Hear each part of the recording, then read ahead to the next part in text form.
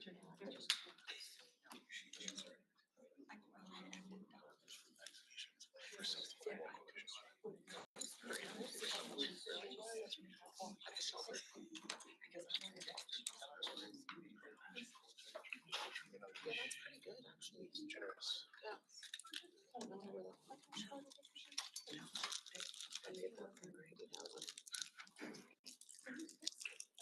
Okay. Aurora Economic Development Strategy Overview. Jeannie, you're up. Good morning, Jean Rustad, your Director of Planning and Development Services. We are very excited to be here this morning. Just a little reminder of why we're here. We had the study session on this, the topic of the economic development strategy late last year, and it was unanimous that you all want more input on what this strategy is if we go forward. So that is a little preview of question one. Do you want us to go forward? So before we have a facilitator who hopefully you've all had an opportunity to meet, Greg Pyburn. But before I turn it over to him to explain how we're going to go through the discussion part of this morning, I just wanted to let you know, this is not your only time to have input on the economic development strategy. It's just your first time. If you give us the authority to move forward, our intention is to come back to PED as well as study sessions, hopefully on a quarterly basis, to bring you along, share what information we're gathering, and gather your input to make sure that we're meeting the city's needs. So with that, Greg, if you want to. Thank you. I have met everybody except Allison. Hello, Allison, and I don't know who that is. This is Alice. So my name is Greg Pyburn. I've been a consultant, independent consultant for 31 and a half years, and I worked with every kind of organization, including about 40 or 50 municipalities in Colorado, Wyoming, and North Carolina. However, I am not a content expert on strategic planning or on municipalities. My expertise is in bringing out the best thoughts of the folks in whatever group I'm working with, whether it's a city council, town council, leadership team. And that's kind of what I was asked to do today. My wife and I live in Loveland. I grew up in Boulder, played many basketball, baseball, and football games against Hinckley and Central. And I think we won every one of them. No, I'm not really. Okay, we're done. I don't think maybe we were 500, maybe. So one of the things I've learned over all these years is that it really is important to kind of set the stage before any kind of discussion.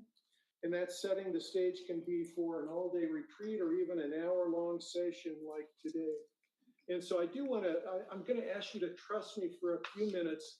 And it is going to just be for a few minutes. I'm going to set the stage in such a way that I think it'll make for a better conversation for the rest of the session. After I set the stage, the team will provide some more information, and then they'll come back on and facilitate some discussion, as was said, to give you a chance to provide some more input. So if that's all right, let's go to my first slide, Daniel. I want to share with you two definitions. I'm a journalist by education, and one of my pet peeves is when two words are given the same definition. And I believe that oftentimes happens with management and leadership. However, I think they deserve their own definition. My definition of management is the science of administration, making sure the right people do the right thing at the right time. I'm curious, as I look around the council, if you're mayor and council, raise your hand if in your current job or in a past job you've ever been a manager, self-employed, or you have people that report to you, you are their boss, okay? Look at those hands, almost everybody, okay? Manager, I'll come back to that in a second. My definition of leadership is the art of inspiring strategic progress. Can you see there's a difference in those two definitions, even science versus art. Today, as we talk about strategic planning, which of those two do you think I would really prefer you focus on? Dustin, leadership. Anybody disagree with that? Now, I have worked with a lot of different city and town councils. And sometimes those managers in the real world come into a setting like this or a regular council meeting, and they're still thinking like managers. And the councils that I think are most effective, those mayors and councilmen and women are able to leave the management kind of at the door, or at least on the back burner. And so today, I really do want you to think think leadership. Think leadership. Okay. Second,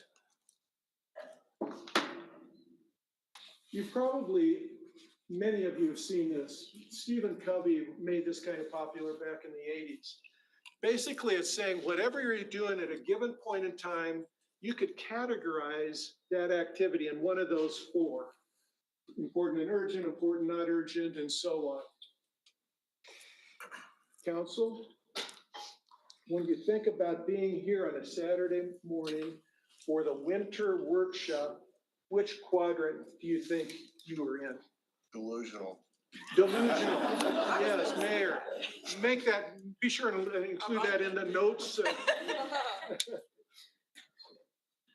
One and two, important but not urgent. As long as it's one or two, I'm fine with that. But actually, I'm a huge fan of quadrant two. Huge fan of quadrant two. It is the dynamic quadrant.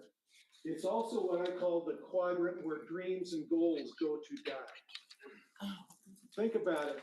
In this world we live in organizations, think about the key word on the left side of that model is urgent. One reason I think leadership teams and elected officials spend so much time on quadrant one is because they have not done a really great job in quadrant two to start planning, contingency planning, and that kind of thing. And they spend a lot of time in quadrant three. Okay? For example, checking emails. Anybody have any emails you have to check on a fairly regular basis? 100 a day right 100 now. a day, yeah.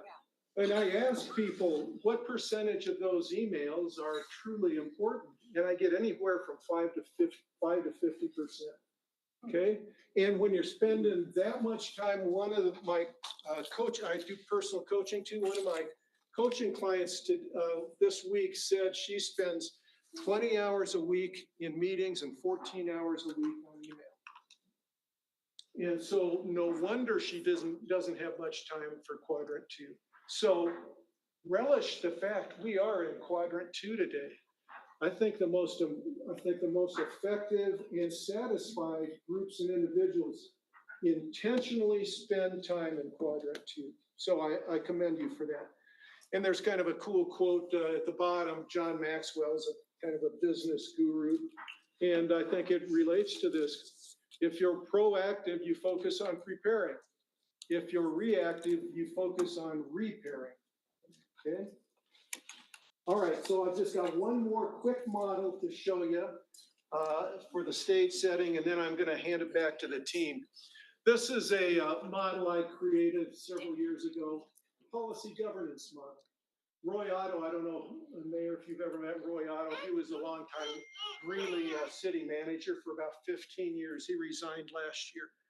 He said this model tells him more about policy governance than any white paper he's ever read. And I've got kind of a simple mind, and here's the model. 3 F's. The first F is focus. And think about it from a council's perspective. First F is focus. And that's when a council is able to help an organization understand, hey, these are the big, from a 30,000 foot level, these are the big directions we want to go. These are some high-level objectives, measurable milestone goals that we want to use to help inspire strategic progress. Okay? Then the second F are the fences. So let's say the council sometime in the future says, hey, this is a measurable milestone goal we think is really important. Really important. That fences might be, and so we'd like you to stay within this budget. We'd like you to have this done by a certain date. We'd like to have progress reports on a monthly basis. Those would be examples of fences. Now notice something about focus and fences. There's a word between them. What? What? Focus and fences is about the what. That's where that council of leaders is focusing the organization on the what they want.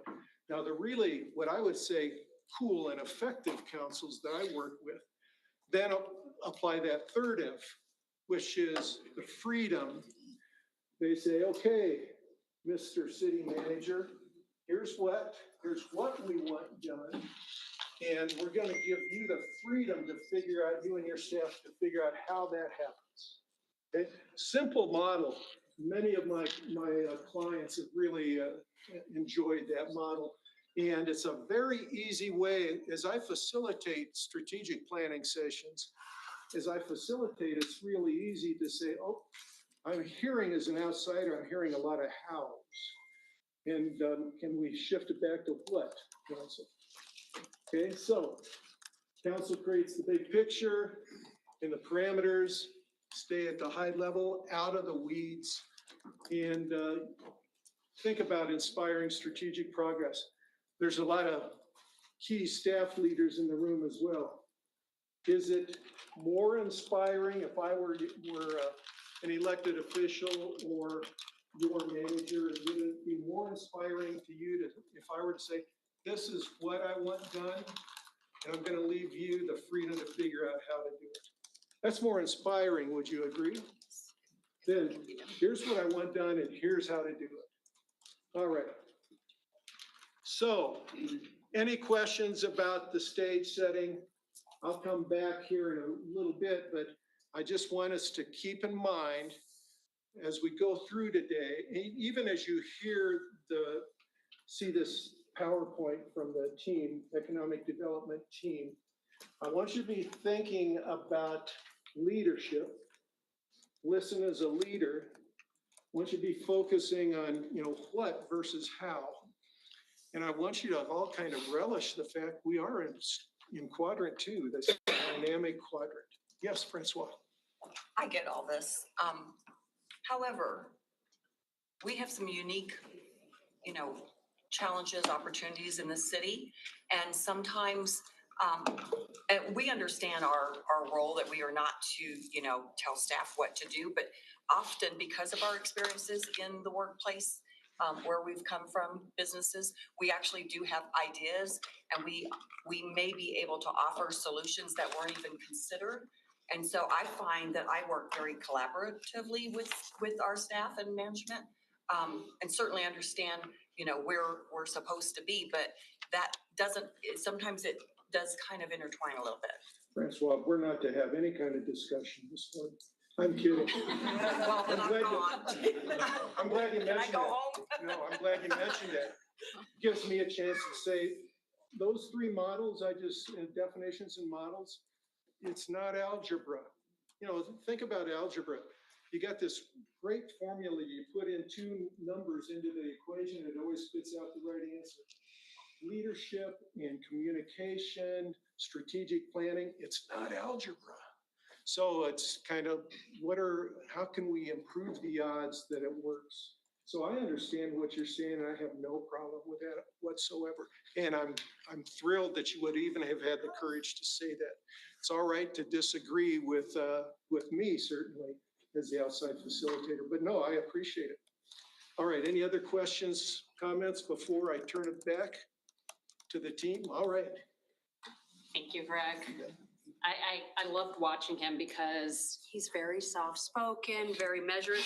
I'm the opposite. I'm going to come at you hard and fast and loud. It's the East Coast attorney in me. But what we're trying to do today with this presentation is not repeat what we gave you. I think it was December, the work session. It just kind of all melds together.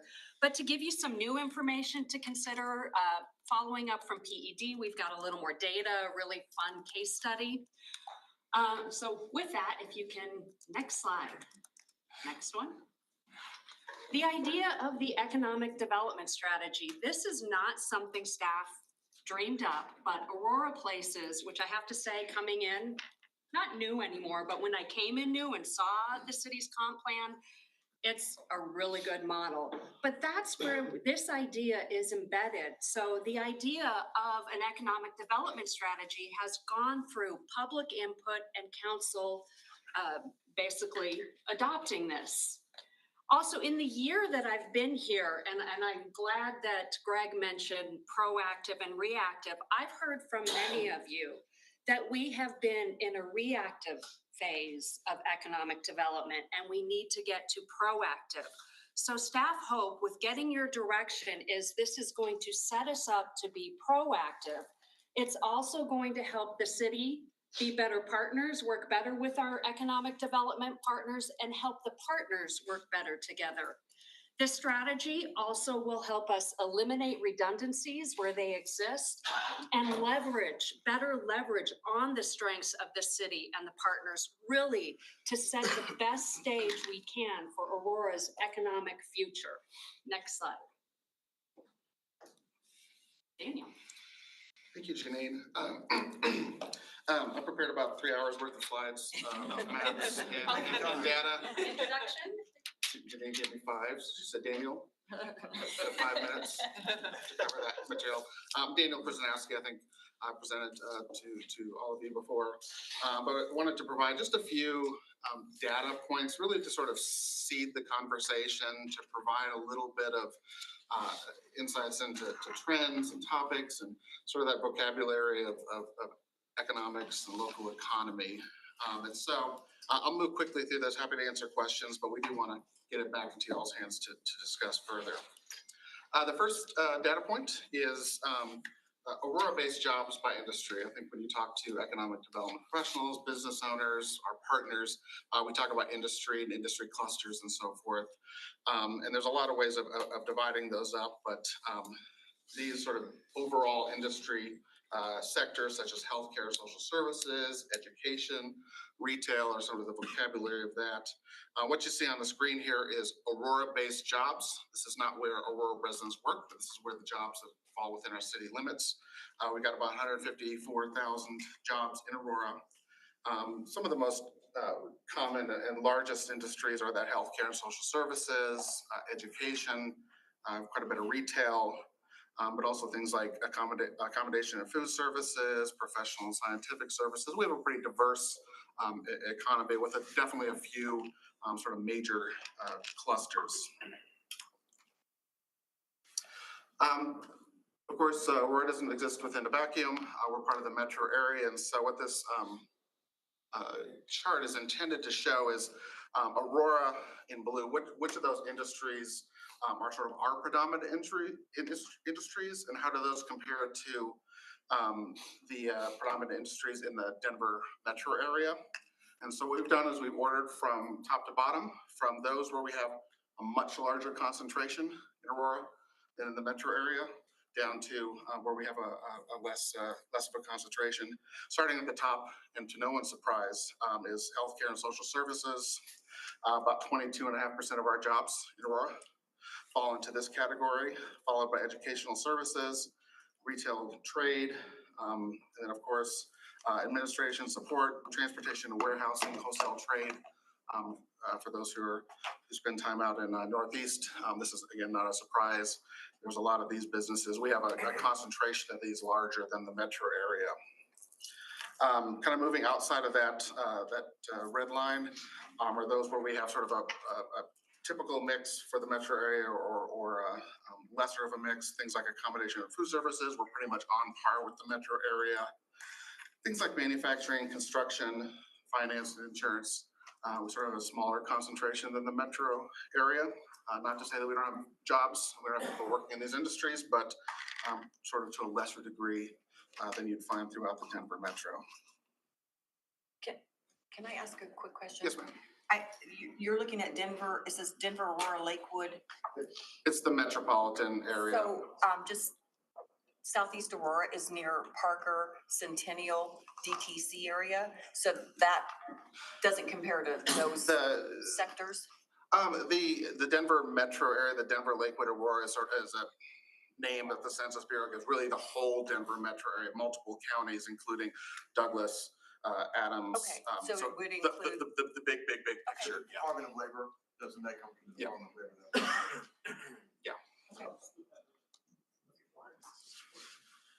Wages are another of these sort of fundamental sort of economic measures.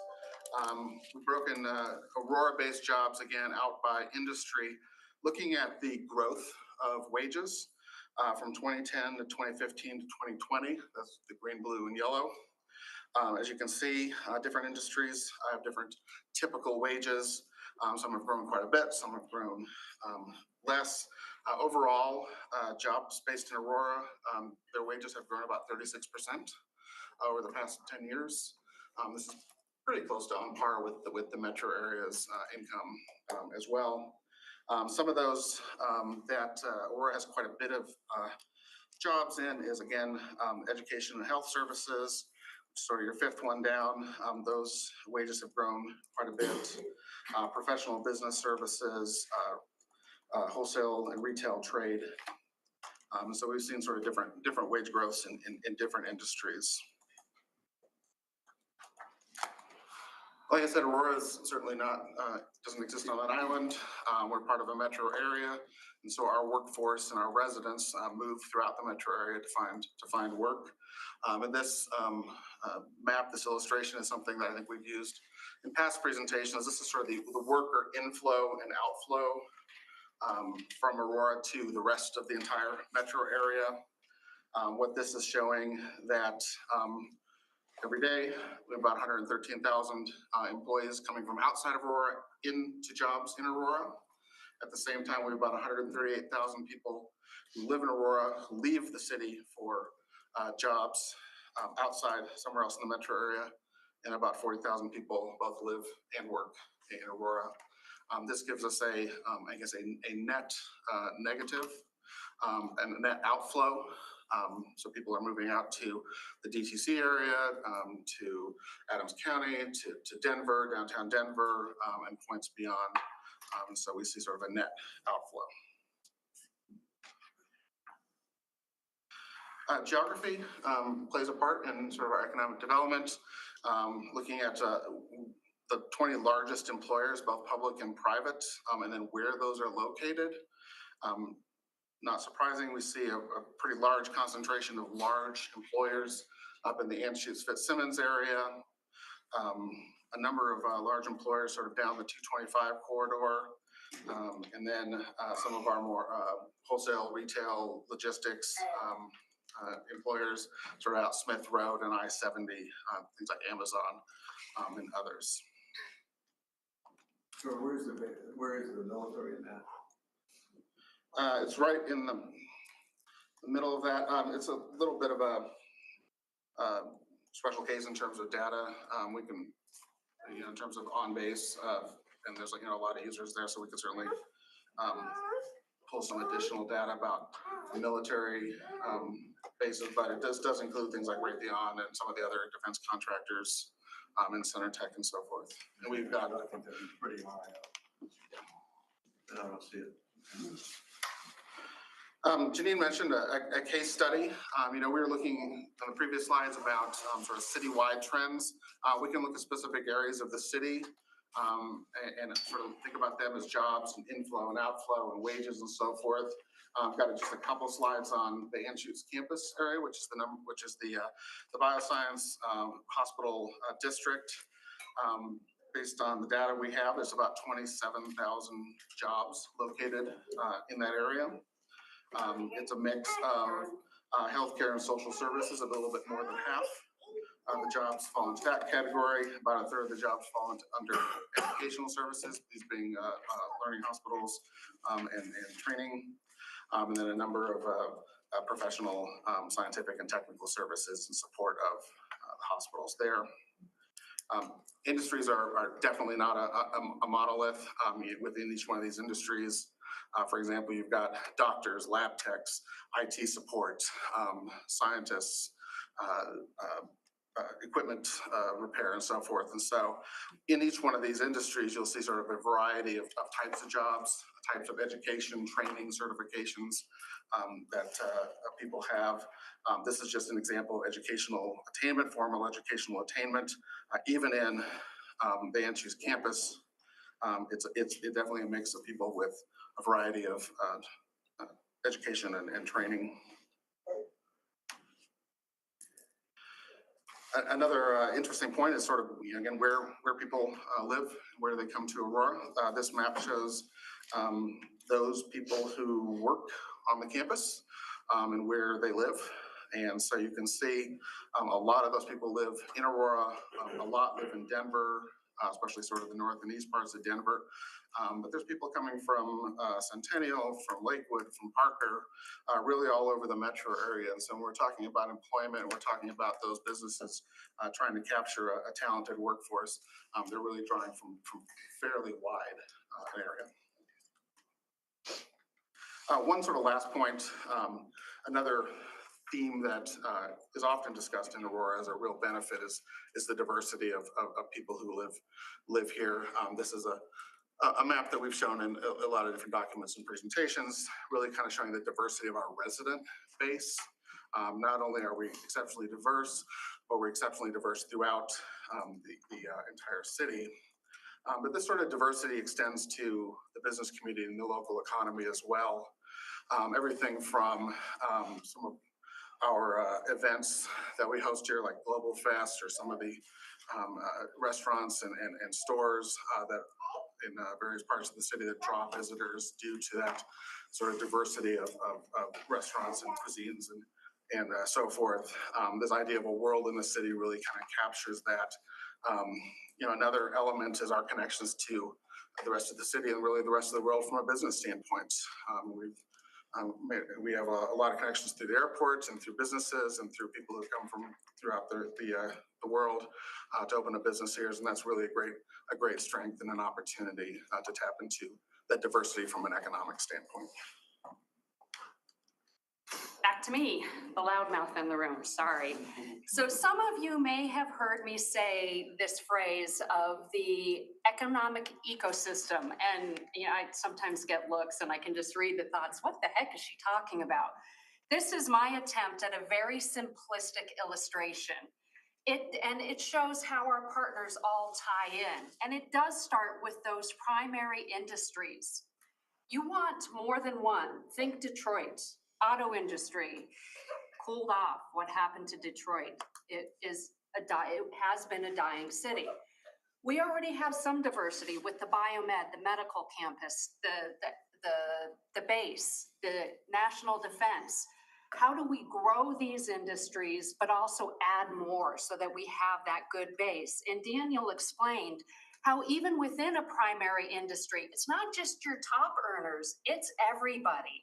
And we want to have those jobs for everyone. Those primary industries have spin-offs and supporting businesses. Think of a supporting business. Last year, you approved the transfer of a medical waste license to another company. That's one of your supporting businesses. Your spin-offs, the R&D companies that come out of the next discovery at the campus, and they start a new company. We want them to stay in Aurora and grow in Aurora as that spinoff. We don't want to lose them to a neighbor. Of course, all these employees need somewhere to shop, have their hair done, have dinner, have a beer after work. So you need your retail. You also need the services. Where do you bank? Where do you get your insurance, your investments? We want that, again, in Aurora. And then everybody needs education, whether it's your children, Ellis, so you have your K through 12, but then the specialized education to support industry. And that's not just your professional. Councilmember Jurinski, you pointed out last time, or it might have been PED, that it's also technical. And technical really is a growing sector. So we need to partner with these education systems to make sure we have the right programs to support employment. So that's it in a nutshell. We can broaden this out that you need housing, you need livability, you need parks, you need transportation. But this really is focusing on the economic part. We have the land use and the transportation that we're all going to work together. Next slide, please. Daniel, I believe, covered this at the study session. Economic development is multifaceted, and all of this needs to be brought into the economic development strategy on how it works together. That is going to be a lot of the how that we'll work on with your input, of course. Next slide. We also covered this at the study session, but just as a reminder, we have tiers of partners. We have our partners that are involved in economic development. And again, when you think of the ecosystem, yes, AEDC is going after those prime industries, but we have the tourism industry that is crucial to Aurora. Think the Gaylord, the attraction. Then we have the other stakeholders that we will be engaging, whether it's through focus groups, interviews, and our general public. We want to hear from the mom and pop businesses, anyone who lives and works in Aurora. So there's going to be online engagement, open houses. We're going to do the gamut to make sure we hear from everybody and those voices get fed to you as well. Next slide.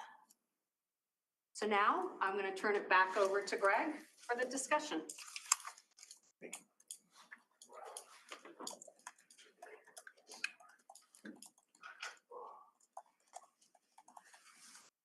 So a lot of good information just came your way. And, you know, we don't want to get into the weeds today. That's why this is going to be a fairly short session for this workshop, winter workshop. But I want you to think for a moment, what's the one most significant and or memorable thing you heard from Daniel and Janine? What's the one most significant and or memorable thing you heard? And it probably is in a sentence or two at the most. It might be a word or a phrase. So think about that for a moment. I'd like to hear from all of you.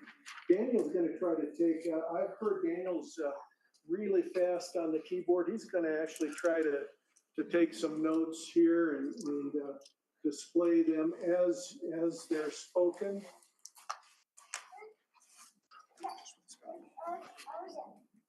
So the one most significant and or memorable thing for you that you heard from that economic development team. Okay, think about that for a moment.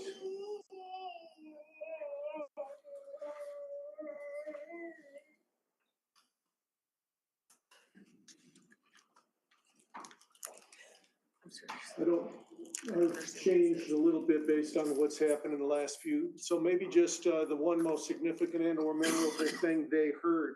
What courageous person wants to start? I'd like to hear from Steve. A net loss outflow of jobs. A net loss outflow of jobs. Angela. That was gonna be my same thing, the net flow of jobs. By the way, that's fine. There's a message in redundancy. There's a message in redundancy. What else? Yeah, one. We need to diversify our sectors. Need to diversify our sectors. Need to diversify our sectors. Allison. Yeah, for me also that we already have some diversity in the sectors represented. We already have some diversity, so hold on for just a second. We're having technical difficulties. We can take notes. Yeah. I'm just You taking mind? notes. Okay, Mindy, thank you. All right. Mayor? We need to create jobs closer to where people live because we have a significant, large number of people leave the city and large number of people come in the city. But I think from a transportation and environmental point of view, it'd be better if we could create jobs closer to where people live. Yeah, I think the big thing for me is just how everything's interrelational. So we can't rely on, one job feeds another. If we leave one of those components out, then we're going to be missing something. Right. Yeah. Diversity of employers, Curtis, diversity of employment types, and Employment. industry types. Yep. Oh, Yep, well, I Francois? was, actually, I was surprised on the one chart where retail was so high for Aurora because I don't know where those numbers came from, but I mean, we don't, there's Flatirons Mall, there's Cherry Creek Mall, there's Cherry Creek North, there's Castle Rock Outlet, there's Park Meadows, there's the DTC with all the restaurants and shopping there. So I was actually surprised by that because in the scope of the metro area that we just said that we are all including in our stats, I would have thought our retail was slightly smaller or maybe even. Sure, yeah, I mean, we're also saying 400,000 and we are well served with retail. There's other communities that don't have the depth and breadth of retail. Yeah, that we it's have. just Southeast Aurora, for example, they have Southlands, but they often shop at Park Meadows. And we lose a lot of retail, that retail bleed that goes to Parker and goes to Lone Tree. Sure, And that we do is- capture folks coming from Denver over to Havana, to original Aurora, and so forth as well, so. And we it can is take a interesting. deeper dive into retail as we did with Anschutz, to see where it's located and find out where those concentrations. The only reason I bring that up, because we're talking about economic development, I totally agree with what has been said about the diversity of jobs, and we need jobs more, that manufacturing jobs, whatever, aerospace in the city as well. But obviously retail, we rely on retail sales for most of our revenue. So it's also a component, as you mentioned in that chart, of the whole economy. Dustin? The thing that stood out was the same as Steve and Angela, and the reason for it is that I remember back in 2021, when I was on the budget committee with Greg Hayes, and we talked about how, after coming out of the pandemic, a lot of other cities were losing revenue, like Denver, but we were actually growing, and that was because people weren't going to work out of the city, and so that net exflow. So while I agree with what Francois was saying about retail is important, but you have to keep people here, and that's to the mayor's point. It's like we want to have jobs where people are live, work, and shopping here. And that's why, for me, it's how do we get those people who are leaving Aurora for employment to come here because we have the jobs. I think Francois' central concern is there's not enough high-end stores that sell shoes. And nice clothes. I don't have anything. Happy to share. Actually had a lot of questions that came about, as likely my colleagues did too. I noticed that the wage discrepancy between sectors, and it made me think through like who is represented in different industry sectors and the disparities just in wages. We talk about our diverse residents, what's the industry that our diverse residents are entering, and what's the wage discrepancy? Yeah. Wages, attracting employers that pay higher than average wages. Say that again, Mayor. Attracting employers who pay higher than average wages, area median, was it AMI area median income. Yes. So one thing too, I know we talked about is looking at the neighborhood diversity. Are we looking at the diversity that we have in our different neighborhoods and the different areas? And are we accommodating, jobs? Are we looking at, what kind of retail? Are we really holistically, benefiting our community, which is very diverse? So measurement's one thing, but what are we doing to support Exactly. that diversity? Any other comments or questions for the team? I would like to address one of the items on that slide here in a minute, but any other comments or questions? As Janina said, this is not a one meeting, a one session deal. This is a big topic, but right now, Allison, a question or comment? So just in addition to attracting from outside, jobs that provide higher than AMI income, building up from within the city, companies and jobs that provide those higher than AMI. growing the businesses that are here. growing the businesses that are here. Just, I think, one thing that Aurora has done an incredible job on is our 10-year plan for integrating immigrants and refugees into the city. Part of that certainly is into the economy. I also think of economic mobility, right? You're bringing a lot of jobs that require a lot of investment to be able to apply for those jobs with higher wages or otherwise. And you think about the lived experience of people coming, educational attainment, somebody like myself being able to be more mobile in my economic security and ability to provide for myself as opposed to what somebody else might be able to gain, and just that economic mobility for different people at different points in their lives.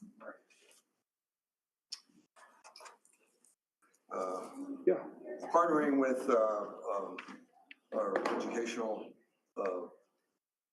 facilities, whether Community College of Aurora, our public school systems in terms of their technical vocational training, in terms of being able to have a workforce that meets the demand of employers in the workforce. So partnering with educational organizations. Any other comments or questions? Francois? Well, just on, we were talking about workforce so much, but I rarely, maybe I'm just not getting this information, but it seems like our partnership with Arapahoe Douglas Works, we don't even get presentations from them. I don't know how we partner with them, and do they really assist us, or are we actually, reaching out to them? So I would just like more information. That's something currently that might be missing. Yeah.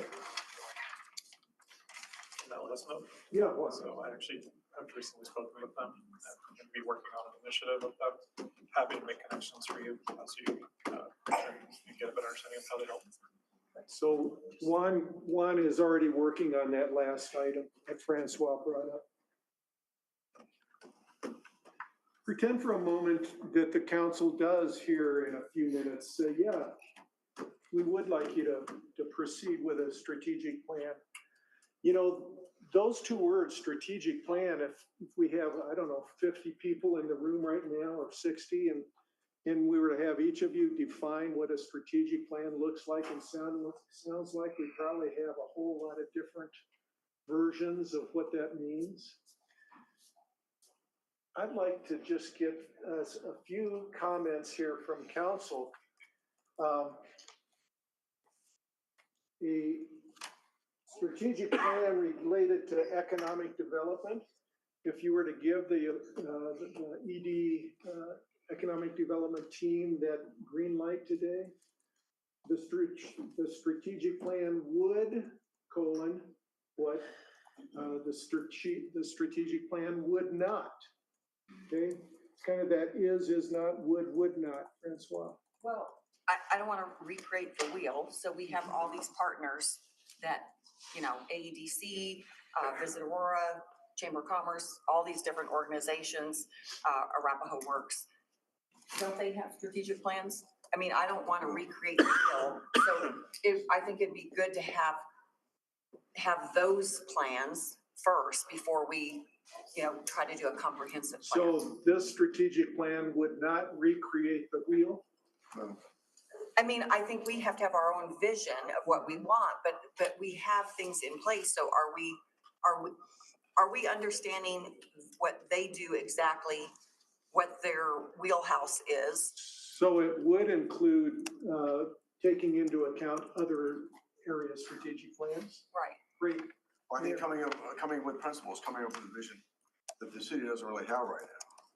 And then obviously looking at where the gaps are, where the redundancy is in all of our partners, but to have a plan that they can align to. That aligns to a vision? Right. One? Yeah, so from my perspective, what we have been talking about is trying to keep things high level and trust, our existing partners and staff to work out how. So the items that I think we should be tackling in the strategic plan, I'm actually tying back, I think, all the comments that we've made so far, but it's proximity to services, identifying what's missing, how can we actually bring what's missing, and really reevaluating our land use, and then focusing on our existing, community. So those are kind of like the high level goals that I think we should be prioritizing through this. Great. So you asked what it would do. I think the most basic thing it would do is it would set a unifying vision. If we did a little exercise right now and asked every member of council and city management to write down what the vision of Aurora is for economic development, I bet you we'd have 15 different answers. There is no unifying vision. And the most important role of any leader in any big organization is to be able to connect people to vision. And we don't have a vision to connect it to because we don't have a unifying vision. So that is what we need first. And then you build from there. We don't need to worry about land development plans or our partners yet. We have to have a set vision of what we want the city to be and be able to connect everybody. So that whether you work in planning or public works, the police department, fire department, you know what the vision of the city is and how your job connects to that vision. And so I would say the first thing we need is that, a vision that's unifying that we all could repeat. I mentioned management and leadership oftentimes get the same definition. I think if you look at organizational mission statements and vision statements, they seem like they're the same.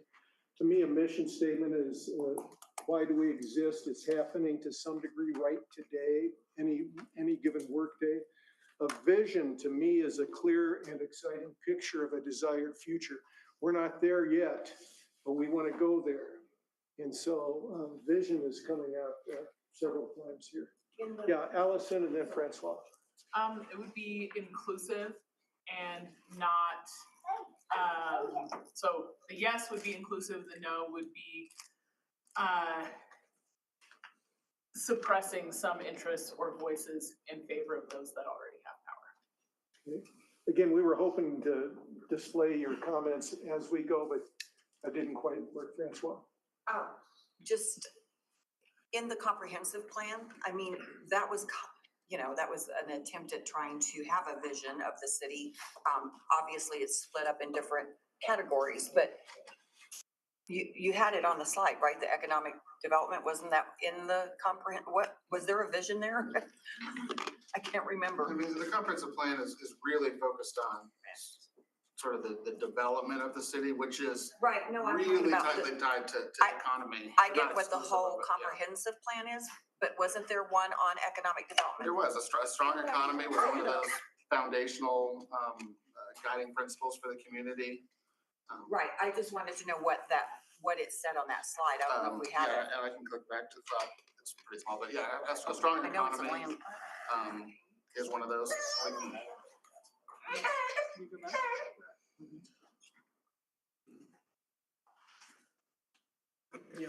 Yeah, so your first slide, right there, said that freedom equals focus. And I actually believe that a big part of the problem in this city is a lack of our staff having the freedom to make the decisions that they need to make.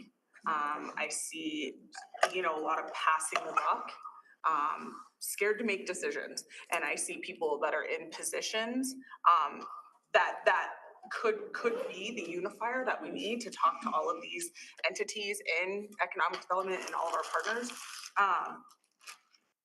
And I think they're underutilized. I think that some of the things that we say, we need somebody to be talking to all of our partners. We have that. Andrea Amanek does that. But Andrea Amanek has to report to this person who has to report to this person. Andrea Amanek should report straight to Jim, in my opinion.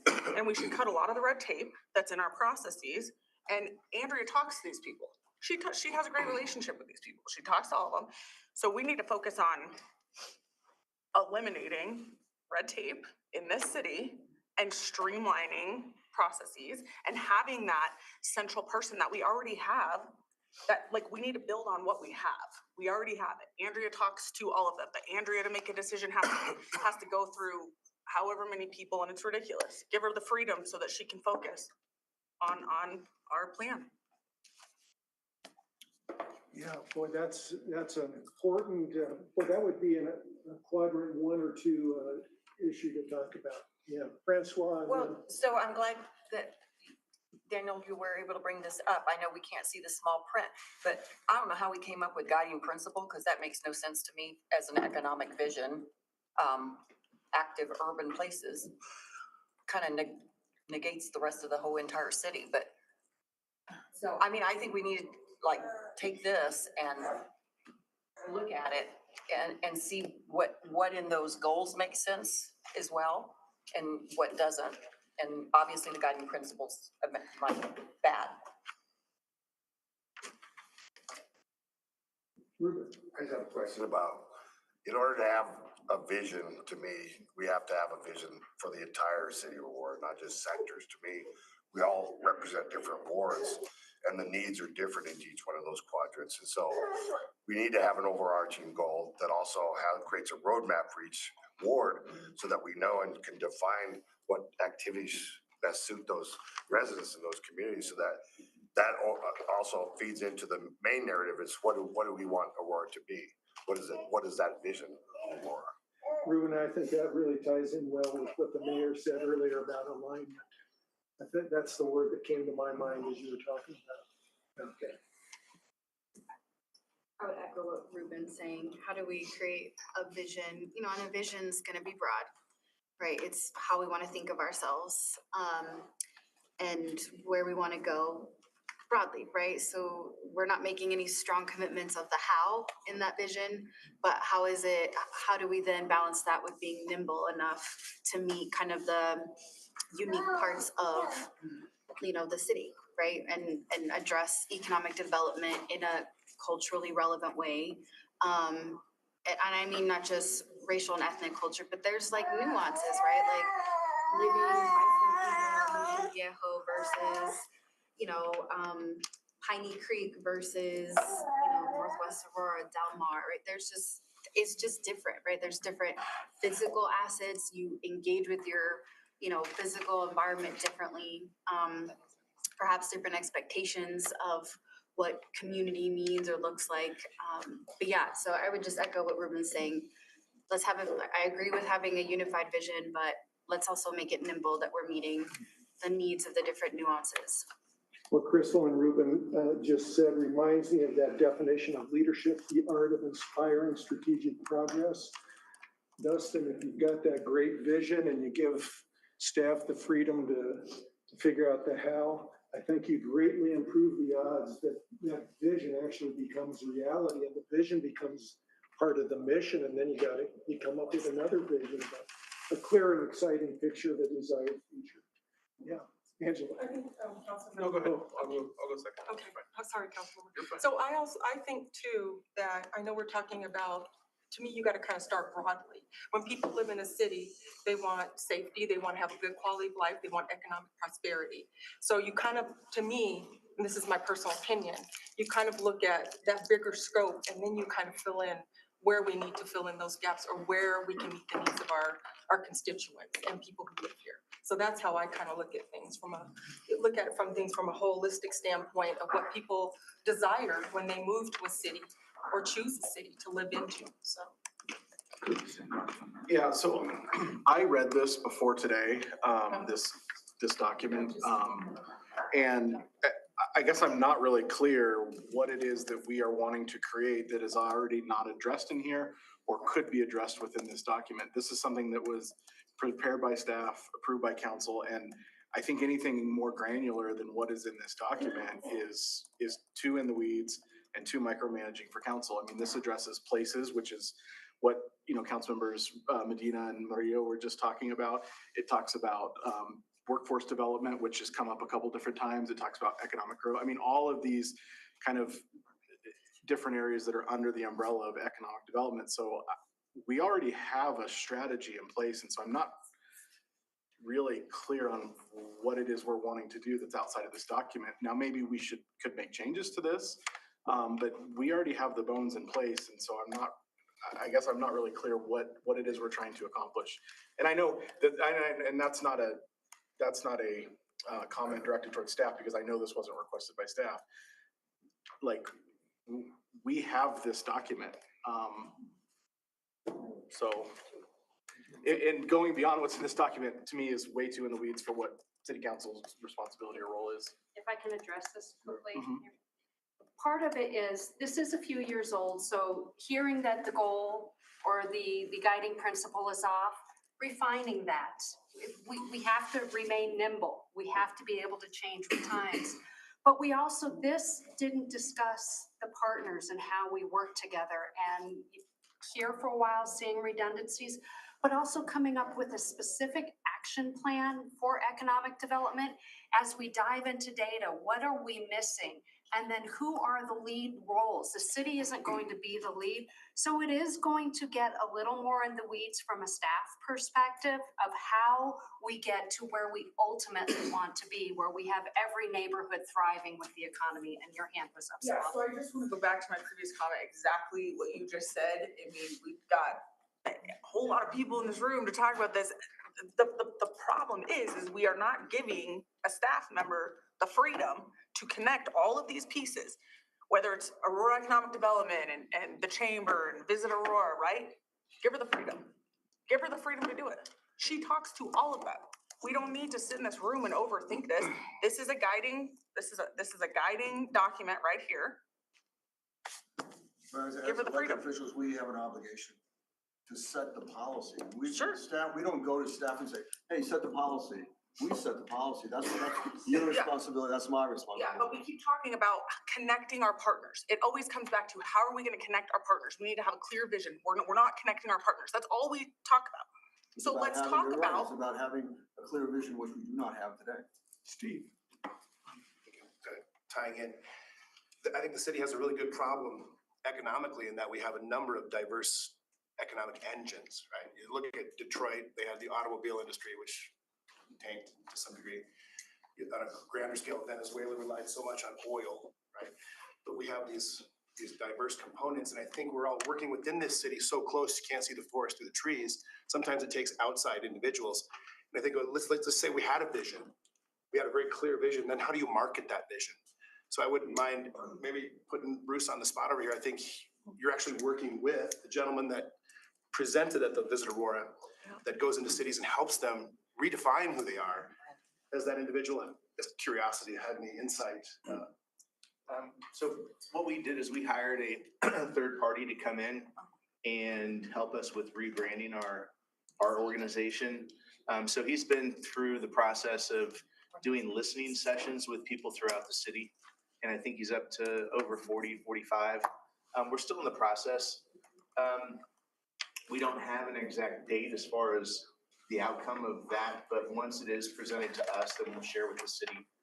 The idea is to have a unified explanation of who we are and how we can rebrand our organization to really identify with what the people of Aurora really think about the city. So Janine, to what you brought up though, this also addresses partnerships. It may not mention those specific groups by name, but it also addresses working with community partners on economic development. So I guess I would challenge anyone in this room, what is something that needs to be part of our economic development strategy that is not addressed in this document, at least at a very high level, which is the level we should be at? Unifying vision. Well, and yeah, we may not like the vision that's up there. There is one, and that's my point. I think this is a starting off point, and we can make changes to this, but there is a vision up there. We may not like what it says, but I think there is one.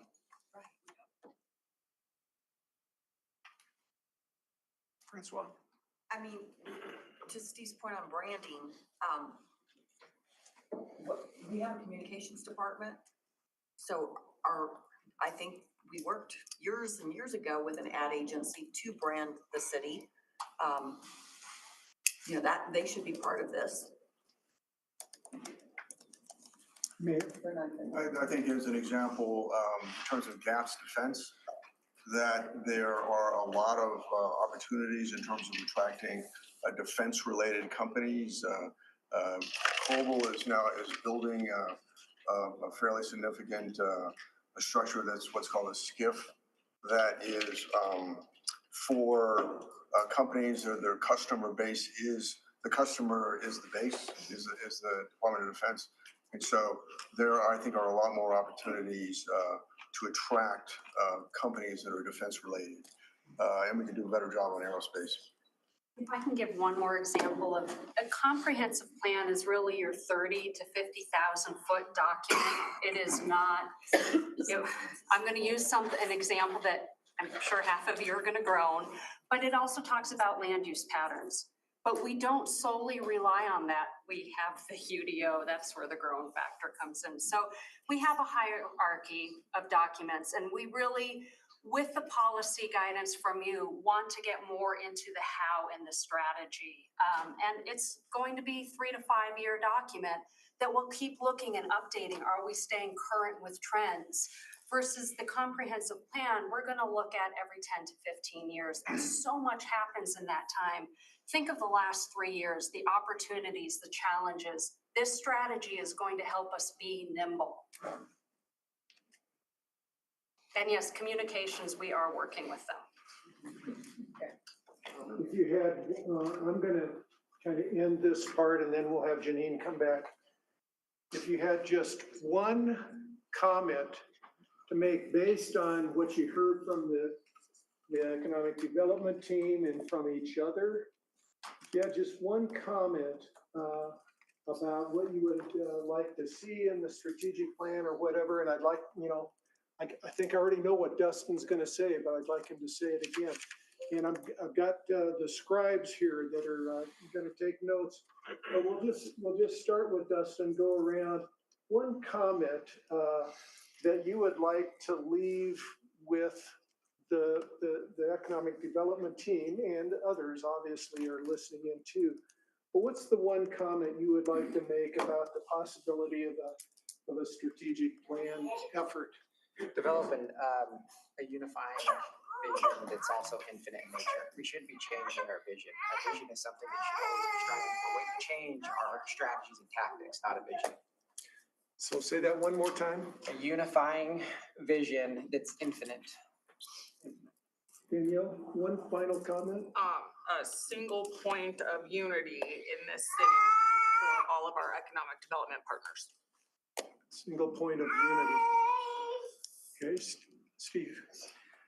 I think once these things solidified, to be able to market the vision. The ability to market that vision. Okay. Angela? For me, it's a unified vision, but it needs to have also some flexibility. As our city grows, it's going to be more dynamic. We don't know who other, things could be happening in the mix. So I think it needs to have some flexibility and just can't just be totally concrete. A unified vision that is in fact has flexibility built into it, Francois? I mean, it's what everybody has said. We can't even do this unless we have a vision. So that's it.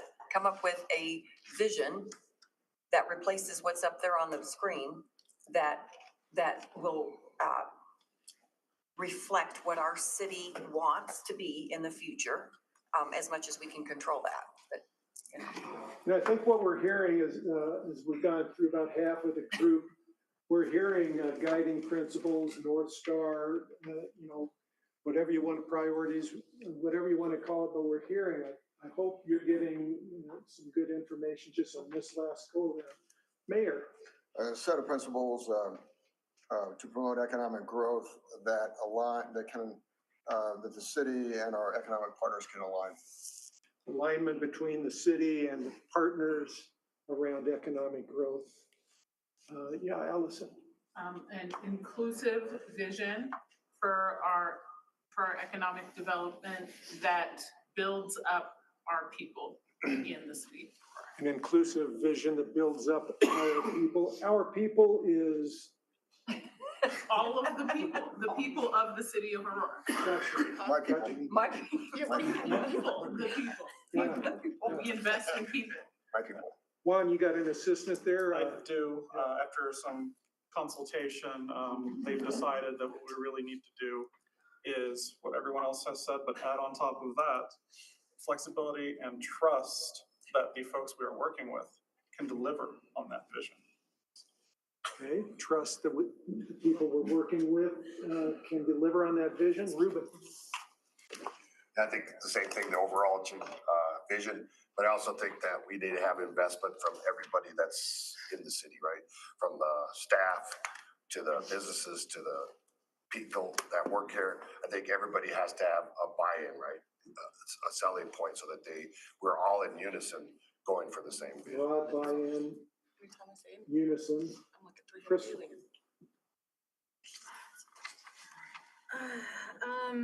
Yeah, I mean, I think being able to elevate voices that aren't already represented. Like, I'm not worried that the chamber is gonna make their opinion known, for example, right? Like, they're well connected in the community. How do we uplift kind of the other voices? Chris. I think we already have an economic development strategy overview. It's this document. We can make changes around the edges, I guess, if we need to. But I think this is the extent of the involvement that the city should have. You look at like Dido, for example, in Denver, it's a disaster, and we should not be that involved in economic development. We need to get out of the way and let the people who do what they do best do their job. All right. All right. I'm gonna bow out now. Thank you for a chance to work with you folks for an hour or so. And Janine. So just before I turn it over to Greg, I was going to give a little overview from a staff perspective of what we see the strategy as it being and not being. I'm glad I didn't, because it allowed for this organic conversation and great information. But really, we are looking for a document that sets that vision and then has those near, mid, and long-term priorities and goals that we want to work to. And then staff would put together, with the help of a consultant, an action plan that has each of those goals. And it might be the chamber, it might be Visit Aurora, it might be the city. Who's a lead partner, who's a supporting? It would give us clear policy direction. One thing that I've heard time and time again, and it's a question of staff, when should we be giving economic incentives? And really getting some solidity from council on that. It's not going to answer every question. Councilmember Murillo, we've heard from you about community wealth building. So the strategy won't answer that, but that's going to be an action item of how we address it in the city to build that up. And it's not going to alter our agreement with partners. It's going to improve how we work with our partners. So with that, the first question that we need from you answered is, do you want us to move forward with developing an economic development strategy? Any discussion on that? Question. Councilmember Zavoni? Yeah, so to start, and I think this goes to the point that Danielle's been trying to make, is before we engage with somebody, I think we have to do an internal look on like, what do we already have available and how is it being leveraged or not? I mean, I every time I'm in a meeting with a different economic development partner, I learn about another job Andrea has. And so I think to the point Danielle's making, before we go do that, we have to figure out what do we have already and how could it be structured differently, and then take that, that next step. Further discussion?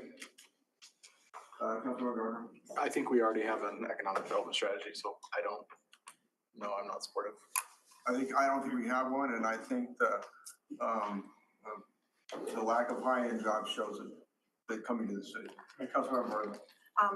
Yeah, I think we need to develop our vision, definitely, and that's the first step. And then certainly, with Andrea and our partners and understanding their strategies, and then moving on from there to possibly looking at gaps, but how do we brand ourselves, I think is very important as well. You keep saying we have an economic development team. Who is the team? Because I know it's Andrea. Who's the team? I didn't even know we had a team. Staff. But I mean, what staff?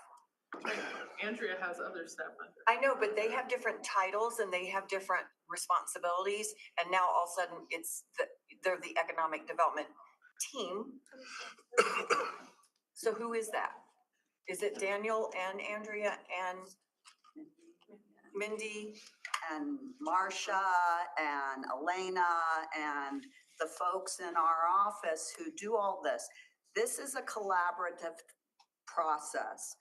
We have a lot of partners and we have a lot of relationships that are there. Right. You've asked us to provide you with a unifying vision. That's what this process will be all about, and we'll answer the questions of how do we align those, where are our gaps? How do we get to where you guys want to go with this, and making sure that all the partners are aligned. That's the goal of the strategy, is to provide you with something that hopefully you can all agree on, that involves all of our partners, because we don't do anything. I mean, we don't do workforce development, but Kevin and I and AEDC all sit on the workforce development board that tries to get those jobs to come to the city. So we want to answer all of this. Strategy will hopefully answer a lot of the questions that you have, will be based on what we already have in the land use plan, and we'll expand upon it. And Councilmember Gardner is correct. We can work on specific details that you want to, and that's what this input session has been about. And that would include our retail manager, Yes, obviously. yes. And to Councilmember Zvonik's point, we have what we have right now. We have our arms around that. And part of the strategy as we look as how we want to move forward is looking at what is the correct structure for the city. So that is built in to the scope of work. And this input is important to know that that is a very key component. So when we talk about all of the, our partners in economic development, why don't we hear from them? What's their vision? I don't actually know what Aurora's vision is, and I'd love to know that, or the chamber, so why don't we have our single point person, our point girl? Why don't we have her talk to all of them, get their vision, report the vision to us, and if we want to build on that, we talk about trusting our partners, and we talk about all of these things. I literally don't know what their visions are. So why don't we find out all of their visions? Isn't that part of the process? Yes, we are collecting what we're calling dust. I'm not gonna, that's where I'm at today. Like, that's the only thing I'm supporting today for step one. Let's find out what let's start there. Thank you, Mayor. Actually, we kind of just came to the comment I wanted to make. So I think that we absolutely need to move forward with this. It's clear that what we have is out of date. And sounds like some of my colleagues want a little more detail. I think that makes sense. The world's changing very rapidly. The priorities of our residents are also changing as well. So this should be more of a living document that's guided by a principle that I don't want to quite say is infinite, as has been put, but that it should be our North Star, right? We're always moving towards this common point. If things continue to change and evolve in such a way that we need to change that focus a bit, then the whole plan needs to shift to accommodate that. But I'm in support of this. Okay, Councilmember Gardner and Councilmember Williams. Yeah, so more detail, A, is not the role of council. And second of all, the more detail that this document has, the harder it makes it for us to be nimble. So that's contradictory to saying the world is getting more complicated. You can't have more detail and then say that we need to be more nimble. It has to be one or the other. And so again, that's why I'm not supportive of this. Councilmember Maria. Yeah, I appreciate the delineation, because I've been kind of wondering, how does this differ from, the hierarchy of the gazillion plans that we have, right? And just highlighting a few of the concrete outcomes, I think was really helpful for me to feel like this was something worth moving forward. In strategic planning, being able to do a gaps analysis, I think is a really important exercise. You mentioned, and something that I would love to see as an outcome is, where does the direction and vision and, all the names and terminology around a community wealth building strategy, to me, that is integral to an economic development strategy. Is this the vehicle that we're able to accomplish it? It kind of sounds like that's where we're headed. So to me, a gap analysis would help. I just think it's strategic, first of all, right? And then second, help you all get a better sense of where you focus your activities. I'm sure I'm guilty of this too, throwing out a gazillion ideas your way, right? And where is the parameters, the container that we could be doing a lot of things, doing a lot of activities. That doesn't mean it's aligning with a strategic outcome, right? That it's actually moving anything forward. So we might just be doing busy work, right? So I'd like, for me, the understanding that this produces some sort of gaps analysis, understanding where our strategic partners can help fill in gaps, to me makes a lot of sense. And how it's gonna expand on existing plans like Aurora Places. So for me, that was actually really helpful to kind of anchor myself in supporting something like this. So I would like, I wanna honor what my colleagues are saying about, feeling like there's conflict. So, I just wanted to say, like, kind of just my overall perspective. I think there's some valid points made, frankly, in the discussion, but I do support at this time. Councilmember Sutherland. I think we can all agree that Aurora does not have enough economic attractions, whether it's retail or people who might come to the Gaylord. They might go to Denver for various things. So from my colleagues or maybe even some staff, if you have any ideas of what we would like as a wish list for this city, is it, obviously we want equity for all. Do we want a minor league baseball team? Yes, we've said that. Do we want Nordstrom's? I mean, Yes. what are a few things that this city absolutely needs, and it might help us put on track? Sports Smart Park Center. too. Sports Park too. A lot of this came out of the budget committee over the last 7 years.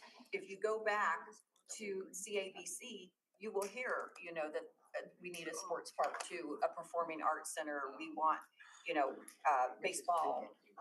So I feel like sometimes we don't, we get ideas here and there, and we don't integrate them and build them up. And I guess that's why we need a vision to begin with. I don't know where this is going in terms of, I'm supportive of us moving forward to create a vision and to have discussions with our partners to understand their strategies. But are you gonna come back to us? Is that what I'm understanding? Many Lots times. of times. Okay. You might get sick of us. All right, is there anybody in opposition to moving forward to come up with an economic development plan? Councilmember Gardner and Councilmember Zirinsky. Is there anybody else in opposition to moving forward with an economic development? Very well. Then we'll move forward. Plan or vision. And we're gonna take a break. It is, we'll take a break until 10:10.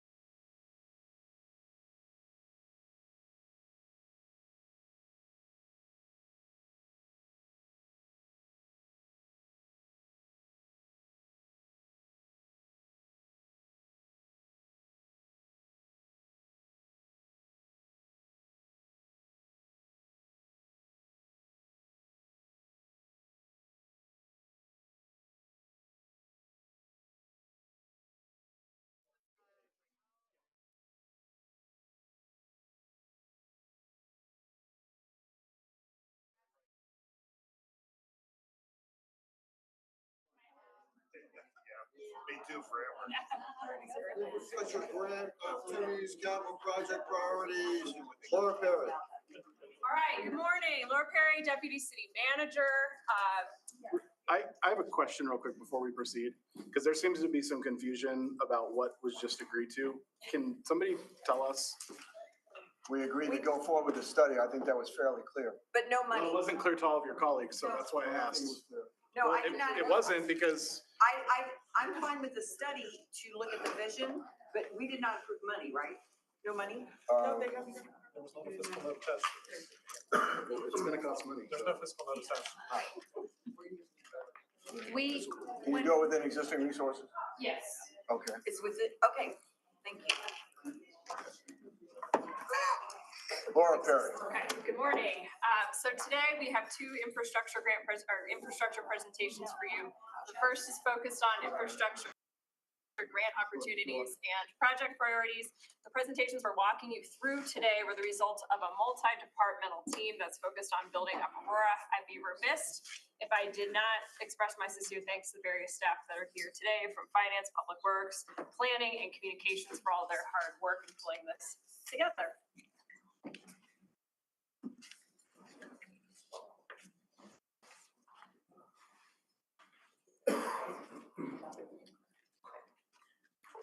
All right, so our presentation today is comprised of three things. We're going to provide a recap of where we left off with the infrastructure presentations and conversations from our spring workshop in June. Have a quick recap of our capital improvement master plan, provide an overview of infrastructure grant opportunities and the objective analysis that was undertaken to identify those, and have a conversation about capital project priorities. So back in June at the spring workshop, we had an in-depth presentation on our capital improvement master plan. And with that, staff received direction from council on three things. To continue to look at and pursue capital grant funding, develop a phased communications plan, which involves education and engagement, with phase one focusing on the $35 million to be invested in residential paving. And the second, a more in-depth engagement process with the public. We'll have more on that later. And then on the third item was develop a plan for a potential 2024 bond and associated financial options for council's consideration. So infrastructure is the fabric of the city, and Aurora is responsible for maintaining state of good repair for a lot of various assets. Everything from 6 recreation centers, 6 libraries, 3 police stations, 2 substations, 17 fire stations, over 4,300 lane miles. So there is a lot of infrastructure that we're already responsible for maintaining, coupled with balancing that as a growing city. Over the last several years, a capital improvement master plan was developed, which involved several inputs that consisted of operational needs from departments, expressed community needs that we had heard, and of course, city council priorities that we've heard from each of you. To inform the prioritization of those various capital project needs, they were assessed based on several things. So ability to implement within 5 years, the magnitude at which that addresses a current or a future need, improves our existing assets, enhances accessibility across the city, conforms with our comp plan, and then supports economic development. The plan continues to be a working draft, and projects are classified into asset categories and tiers. This slide summarizes the total cost of the various tiers. If you recall, at the June spring workshop, we came back to council with the priorities of the priorities and created a new tier, which is shown as tier 1, which is reflection of the top priorities. And we also obviously updated costing at the time. We're still continuing to see escalation in the construction market and our pricing. The tiers are informed by the inquiries, as I stated, presented by council and the community, geographic distribution, asset conditions. We have several assets that are at the end of their useful life that are structurally deficient. And then we also have completed a poll. We'll provide council a recap of that in a few slides. And then obviously feasibility of implementation. So project delivery, can we quickly implement, also informed the tiering of projects. Quick recap of the projects themselves. The project categories at which they're classified in: transportation, public safety facilities, parks, recreation, open space, libraries, and city facilities.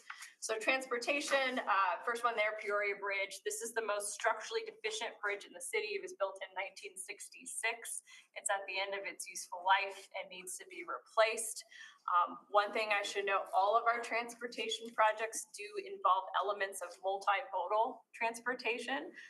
So think a complete street, pedestrian enhancements, enhanced crosswalks, et cetera, in addition to maintaining state of good repair.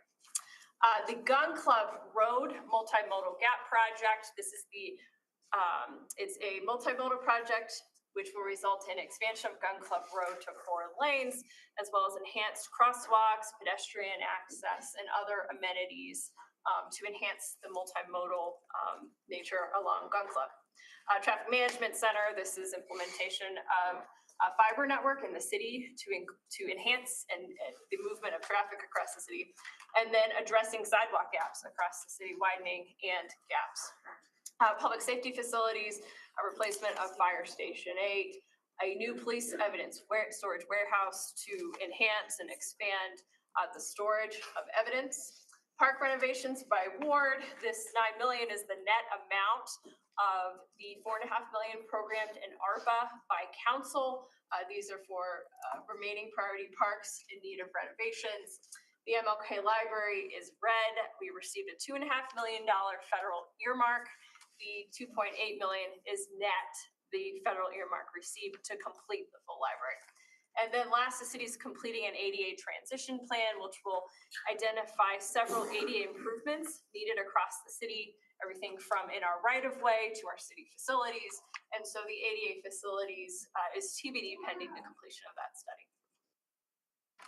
Tier 2 projects, bridge widening, another structurally deficient bridge in the city, Alameda over I-225. It was built in 1969 and is need of replacement. Also, for note, multimodal are involved in that bridge replacement as well.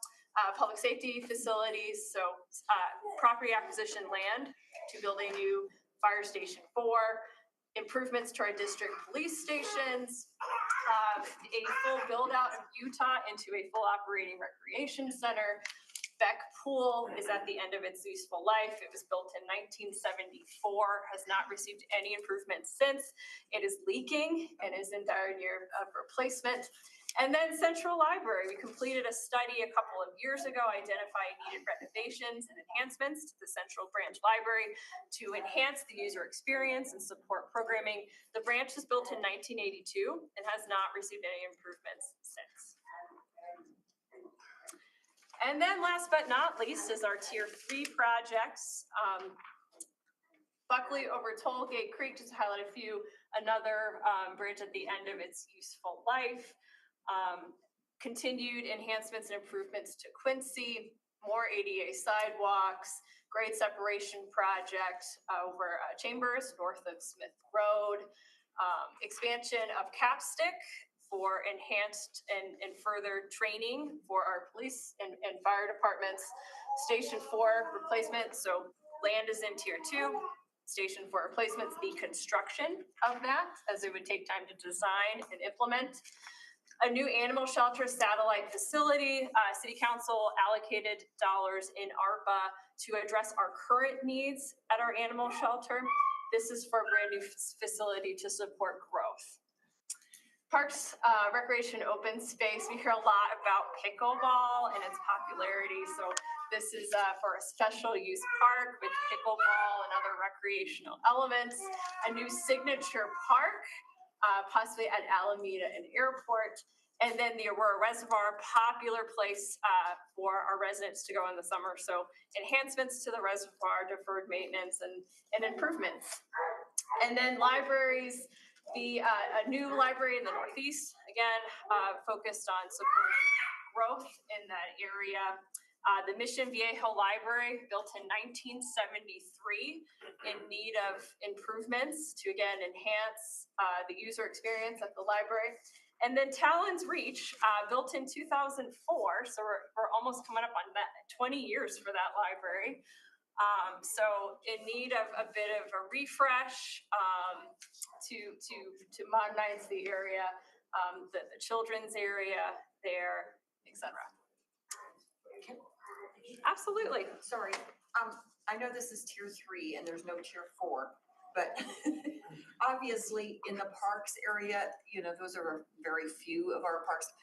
Red Tail Hawk Park. Yes. Is only half developed. Most people don't realize that. It has all that land on the other side that was supposed to be soccer fields and so forth. There's Dome Park also, that has yet to be even touched, and it's, you know, over 20 years.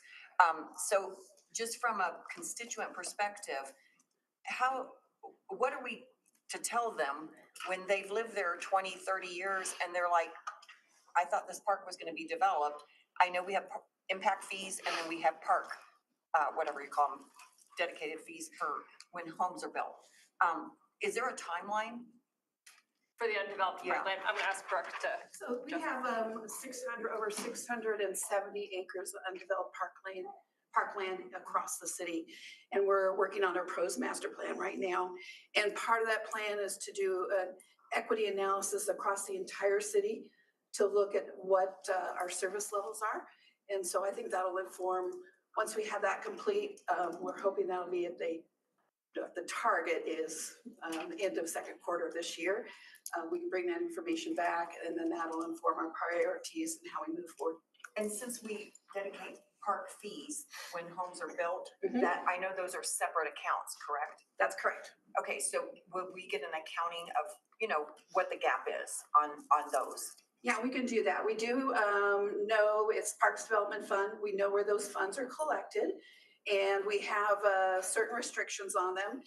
Some have to be spent within 2 miles of where they were collected. Some for a community park and a neighborhood park, I think it's a half mile where they're collected. And so for the 2 parks that you mentioned, we know what the Parks Development fees are and they're in our budget to start working on those, getting the planning done and the design. And we'll see how far it gets us. Okay, thank you. I just would like to know how to retrofit Utah Pool into a full rec center when it already has so much there to build off of. How that's $46 million, but we just built an entire brand new rec center for $41 million. Yeah, when we built, and Cindy might have to help me, when the 40 million we put aside, all of that, when that was bid out, that work, that bid occurred before we dealt with a lot of inflation, correct? Yes. Yes, and so if you talk to the same folks that built it, they will tell you couldn't build it for that today. The one in Southeast. That's an estimate based on the math of a conceptual document diagram where there was an engineering group that looked at it and that's the number they've come up with. It does need to be refined. Yeah, I would just like to look a little further into that because I would think that the biggest expense would be like, you know, the pool areas, stuff like that. And Utah Pool has so much space in there that, I mean, if it's literally an addition and we need to add some gym equipment, something like that, like build another track, I just don't understand how that one we've got to 46 million. We would be adding significant square feet. The pool would be generally untouched Sure. Yeah, but we'd be adding significant square feet. And again, 1,000 square feet. you know, it's an estimate and, you know, I don't know construction when you're adding on comparing to starting from dirt. I don't know if there's considerations there. Drainage issues out on that site actually, because it actually is intended to be flooded when we are in difficult situations. Marshall, I hope I didn't blow that, but so there's a lot of different features that I'll have to go around related to the drainage and stuff.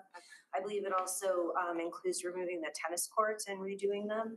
And the pool is pretty old, so there's likely some equipment that would need to be upgraded. So my other question is, where does the Cherry Creek School District fall in this? Because I know that the Cherry Creek School District, we have some sort of contractor with them, because Overland High School's like the only high school in the district that doesn't have their own swimming pool for the swimming teams and part of that gym. So would the Cherry Creek School District have anything to do with this? Would we still be partnering with them for this specific location? We're aware of that, and we'll have to do some more work around that contract. It's a very old contract and I don't know all the details of it, but yeah, we would have to do some work around that. And I just can't tell, I can't answer the question.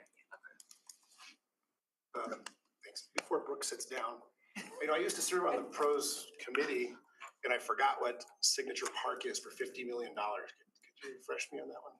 That's to add, that would add some trails, it would add some nicer park space. And I can't remember, did we have a building in there or maybe a community? I don't. Pavilion. Pavilion, thank you, pavilion. Thank Speaking of vision, does anybody remember when this city was called Sportstown USA? Yeah. And actually branded it? As my thinking is, in businesses, you take that $50 million and put it sort of something that could generate revenue like additional soccer fields, and bring in tournaments for our city. But I'm sure it's all part of a pros master plan. But one great thing about this city has been the attraction of major tournaments, bringing in so many tens of $millions for us. Just a thought. The tournaments that we currently do, it's all softball, right? The tournaments at Sports Park? Yeah, sports park. No, it's softball, but also the tournaments are softball. There are soccer tournaments. And actually, we just attracted, it's a Frisbee, US Open Frisbee tournament that's happening this year as well. So we The big could. ones are softball. I think Bruce could touch on this if you were here, but soccer tournaments are in demand, right? More field spaces in demand in Aurora. As a revenue generator. That's why we want sports park. Please. We just stand up for word too, Stephen. All right, so moving on to infrastructure grant opportunities. So as a quick reminder, the Infrastructure Investment and Jobs Act was passed in November of 2021. And that provided a once in a lifetime opportunity for the nation to invest in infrastructure. And the legislation provided an additional $550 billion towards new spending. And that is comprised of both formula funds that flow down to the state, to DRCOG, as well as discretionary funds that the city can apply to federal agencies directly for. There is no direct allocation that came directly to local governments like ARPA. And so primarily a lot of the opportunities are competitive, but we have been able to leverage a lot of the formula funding coming through DRCOG. And we'll get into that in a few slides. So in order to evaluate the opportunities that were available to the city, this slide acknowledges the various partners that we have in doing so. So in late last year, we hired HDR Engineering to support us in evaluating the grant opportunities that were available, evaluating the technical merits of our projects and how they applied to the grants that were available, and also to provide grant writing assistance when we're ready to pursue one of the grant funding opportunities.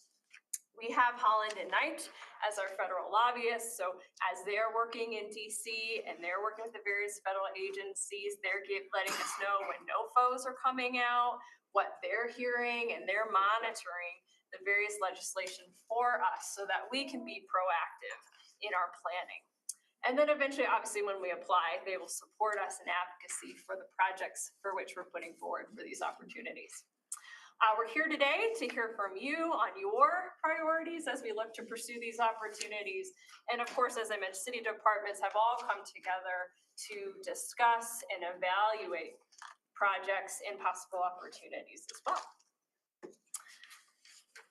As we set forth in identifying and evaluating infrastructure grant opportunities for the city, we focused on several objectives. So first is our capital improvement master plan that we've presented to council a couple of times, as well as partnership projects. So regional, local partnerships are heavily weighted in the infrastructure funding grant opportunities. And there's two partnership projects that were also part of our evaluation. One, the Colfax Bus Rapid Transit Project, that is well on its way in partnership with RTD, Denver, and CDOT. And then the other one is the Montview Complete Streets Project on Fitzsimmons campus, which is fully designed. So a few of the things we sought to understand, obviously, which of our projects are best suited for federal funding. There are some things to keep in mind when federalizing projects. Federalizing a project results in increased costs. There's additional requirements from the federal government through the various federal agencies that we have to conform to. Those include Buy America provisions, those include Davis-Bacon requirements, as well as other agency-based requirements. Coupled with that, there's reporting requirements to the agencies, which adds an additional administrative burden to do that. And all of that results in increased time, typically, to implement these projects. And so that's why it's very important through this evaluation, as the projects were evaluated, that we understood the cost and benefit of federalizing projects. And then all of the projects require further investment to make them shovel worthy. And that's a really important element of pursuing the infrastructure grants. A lot of these opportunities want projects that are ready to go, that are designed, but there are other opportunities for studies and whatnot that are out there. And then obviously the financial element. So making sure that we understand the financial commitments that are required for these projects, local match, and how that fits in within available funds that we have in the city.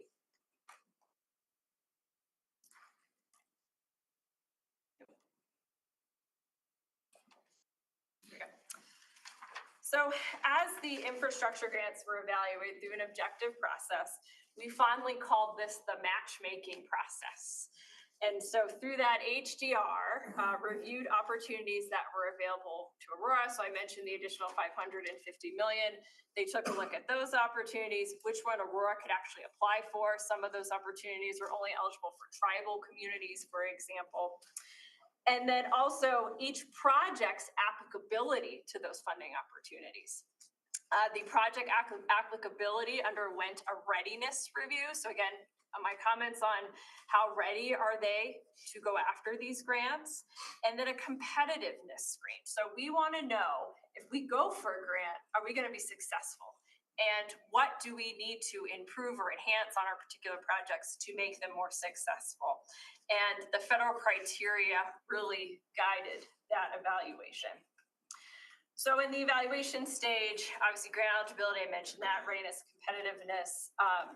The federal merit criteria that evaluated how well a project's characteristics align with the funding opportunities. So those are things like resiliency, equity, mobility, multimodal mobility elements. And then a project development itself. Is it supported by an existing plan? Is there a partnership? Has it had or will have public and community involvement? And then also the matching opportunities. And then of course the output was the matchmaking. Identification of which grants were best suited to project candidates and vice versa. And then any prerequisites that we need to accomplish to be able to pursue those opportunities. This chart exhibits a visual representation at a high level of grant and project eligibility review outcomes. So I mentioned the $550 billion, then the 4 million competitive agency grant opportunities. There was over 400 opportunities evaluated, of which 37 grants were eligible for the city to apply for, and the majority of those were transportation. So quickly, what makes a grant more competitive? I mentioned local matching. There is a lot of requirements on local matching. Typically, it's 20%. To be more competitive, a lot of what we've seen is grants in the 40 to 50% local match commitment which for some of our larger projects is a pretty big commitment. And so the overmatch component, adding things to our project scope, like green infrastructure, resiliency elements, robust and public engagement with historically disadvantaged communities. There's a lot of focus in the IIJA on historically disadvantaged communities. And then partnerships and multimodal facilities we've already talked about. So what was the outcome of our analysis? Most grant opportunities that we came across, as I mentioned, are majority are for transportation projects. The local match commitments ranged from 20 to 50%, which will require prioritization within the city's resources. But there are non-transportation projects that could be eligible for federal grant programs across our various other asset classes. So parks, recreation, open space, libraries. The challenge with those is there's no grant funding that will complete those projects in their entirety. They will only fund components of those various projects. So think at, I mentioned Talon's Reach, for example, a children's library there. There may be a grant that you could fund a piece of that. It will not complete the full need on the list. Public safety was very difficult.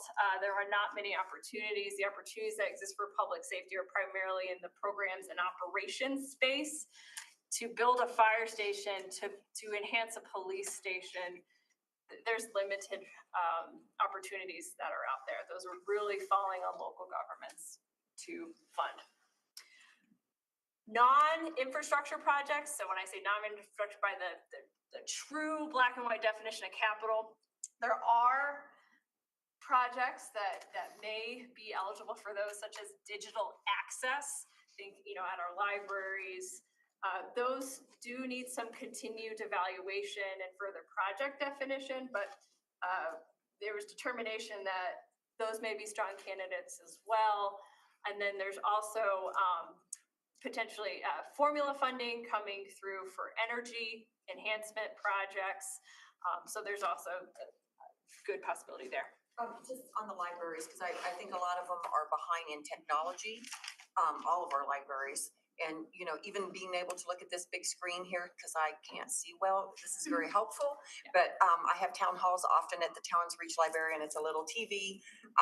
So that would qualify? That may, under digital access, that's kind of a broad definition, but that could be an improvement that we look at underneath that. Okay, and then last, I touched on the comment, to get projects ready, that requires investment from the city to pursue grant opportunities. And then I didn't want to not mention Aurora Water. They've also been aggressive in looking at opportunities, and they are continuing to evaluate opportunities that they're going to seek to pursue. So I mentioned transportation was identified as the largest area of funding, and also through the objective analysis came out to be our strongest focal area for our projects and grant opportunities. And what this slide shows is, in order, the strongest candidates down to still strong, but they are in order, the bottom one there. But you'll see the project name, the most suited funding opportunity. So a reminder on funding opportunities, the infrastructure bill approved the funding cycles for 5 years. So we have 5 years to look to the various opportunities to determine which ones we'd like to pursue, which is really helpful for planning as we look to get projects ready. The cost estimate, these are based on 2022 numbers at the time. Escalation and construction markets continue to impact pricing. So we obviously need to take a look at these numbers again. And then we added a range. So this is a range of local match that we feel would be within this range most competitive. We would need to continue to evaluate other strategies for match. So partnerships, we referenced a couple on here. Havana Street, for example, is in a historically disadvantaged community. There's no match required on that one, but to be competitive, it's recommended that a 20% match be provided. So the next step would be continuing to evaluate obviously where we can leverage partnerships and other opportunities to reduce the cash match that's required from the city. What is the timeline on the grants that we're applying for? This is just a sandbox of projects. So today, what we're looking for from council is endorsement to focus on transportation and also focus within the sandbox of projects to see how far we can get, both financially on the matching side, but also on timing. So the next step would be looking at the remaining rounds for these various grant opportunities and identifying what year we'd like to pursue. And obviously bringing that back to council. And I guess my conversation. point is to make sure we don't miss the grant. Absolutely, absolutely. Thank you. Have we applied for these grants before and have we been successful in the past? These are as part of IIJA, this is brand new, These right? are all brand new grants? But we have applied for Dr. Cog grants that are feeding in and getting us ready for the bigger investment here. So for instance. The programs are not new. The programs have existed. The IIJA just added increased funding to the existing programs. And we hadn't in the past applied for these particular grants, but. It's a different version now. It was Tiger grants and then Infra grants. And so Piccadilly I-70 was one of those successful projects. Okay, thank you. Does Longview take into account some of our partners on the campus? Yes, sir. Okay. Absolutely. And then last, we'll get into the TIP process in a second, transportation improvement process from Dr. Cog. We have been successful in calls in receiving funding. Peoria Bridge reconstruction through the last regional call, we did receive funding for environmental and design.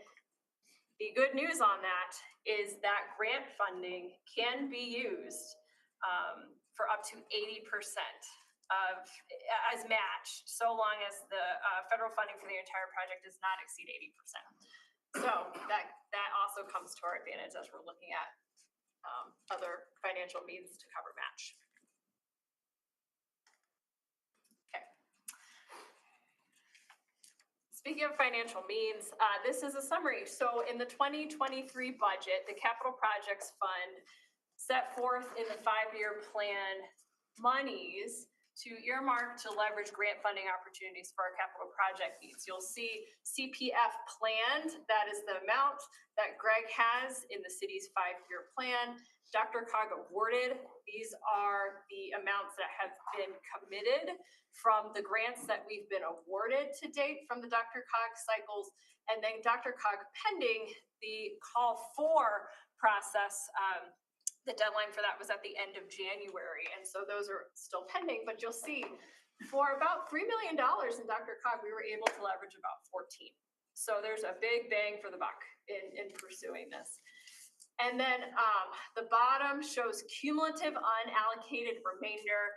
Don't add these up. I wish we could add these up and that would be how much it is, cumulative by year. So in total, we get out in the out years, we'll have double almost. But we do have some healthy allocated remaining for evaluation as we look at these opportunities. Quickly, I mentioned Dr. Cog. There's been 4 processes. So the formula funds I mentioned that were approved by IIJA, a lot of those flowed through Dr. Cog. There were 2 sub-regional project processes through Arapahoe County, Adams County. We have representatives that sit on both of those sub-regional forums, and then also regional project calls, which are a separate pot of funds set aside by Dr. Cog that all of the cities can compete for that are evaluated by the Dr. Cog board in a nutshell. So the last cycle, as I mentioned, just closed at the end of January. Our successes, so project calls 1 through 3, we did receive funding for 4 projects. Sidewalks, I mentioned Peoria Bridge, Smith Road, Bike Ped, multi-use path. And then our citywide multimodal transportation plan, that will be implemented over the course of the next couple of years. That's our first transportation master plan that we've had for the city. Looking forward to that's completion. And then pending, the projects listed below are the projects that were submitted for consideration for the last call. So 13 Avenue, multimodal, Alameda Bridge over I-225, Gun Club Road, multimodal gap project, a citywide safety action plan. This was a partnership with Adams County. And then the Highline Canal Trail underpass, which was a partnership with both Arapahoe and Adams County. So recommendations and next steps. So as I mentioned, our recommendation is to focus the infrastructure investment jobs act grant applications on our strongest transportation project candidates. So the sandbox that I showed you earlier on that slide, as determined by the objective evaluation. Continue evaluation of the other opportunities like digital access, climate, the energy funding I mentioned, and also evaluate our city financial capacity for local match funding. I shared what we have remaining. That will not cover over 75 million in need for local matches. But we would continue to look at partnerships, as I said, alternative strategies, and what we could afford to pursue. And bring that forward to City Council for conversation. And then continue to invest in making projects more shovel ready for opportunity. And I mentioned partnerships already. Okay, thank you very much for the briefing. Are there any action items on this? We're seeking endorsement and approval from council to pursue the recommendation. And obviously the commitment to bring back. Discussion on the recommendations. Is there objection to moving forward? That's, you got the green light there. Excellent. Okay. All right, next, well, we got one more part of the presentation, sorry. I will go through it really fast. So ready for a break. Go ahead. We had a lot of this conversation already. So just a reminder, this is more about capital planning prioritization, carrying on the theme. Core tenets of a capital planning process for the city. So technical evaluation, looking at our projects, their needs, their scopes, schedule, cost, build upon and leverage prior outreach and capital planning processes, engage our stakeholders, and then communication around those. We are seeking to achieve all of these things and have been actively working on all of these things to make sure we have a really strong capital plan for the city. Back in December a year ago, many of you remember that we engaged New Bridge Strategy to complete a poll with our residents about infrastructure priorities. There were 400 that were randomly selected to survey, and the two things that the majority of those respondents agreed: one, equal emphasis on maintaining what we have, but also building out new infrastructure, so keeping up with the needs of the city. And then also addressing infrastructure needs to support quality of life. Residents said the most important funding item is improving travel times and making our streets safer.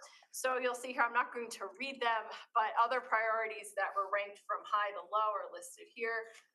Parks and open space at the top, and then number 7 down there with affordable housing.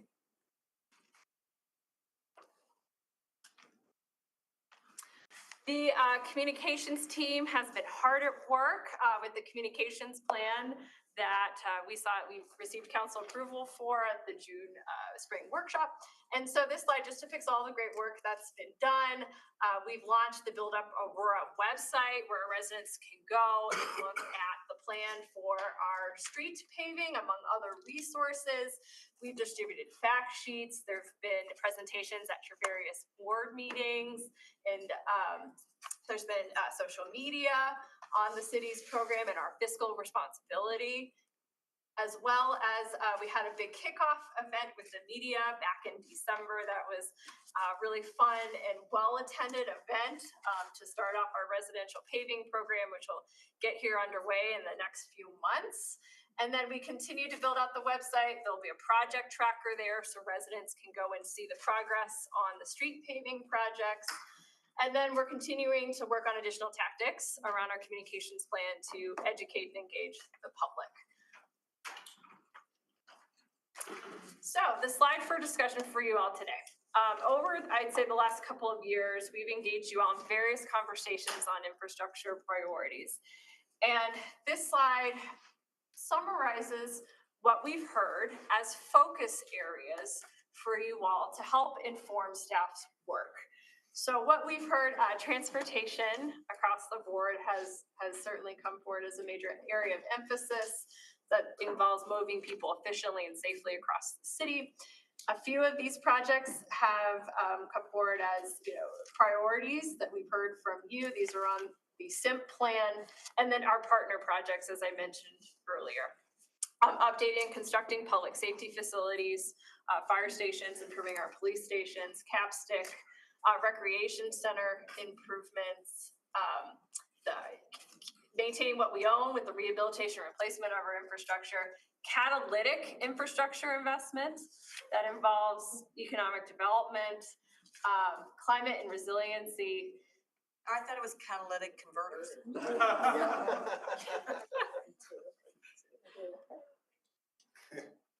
And so what we are looking for you today. You have to. Yeah.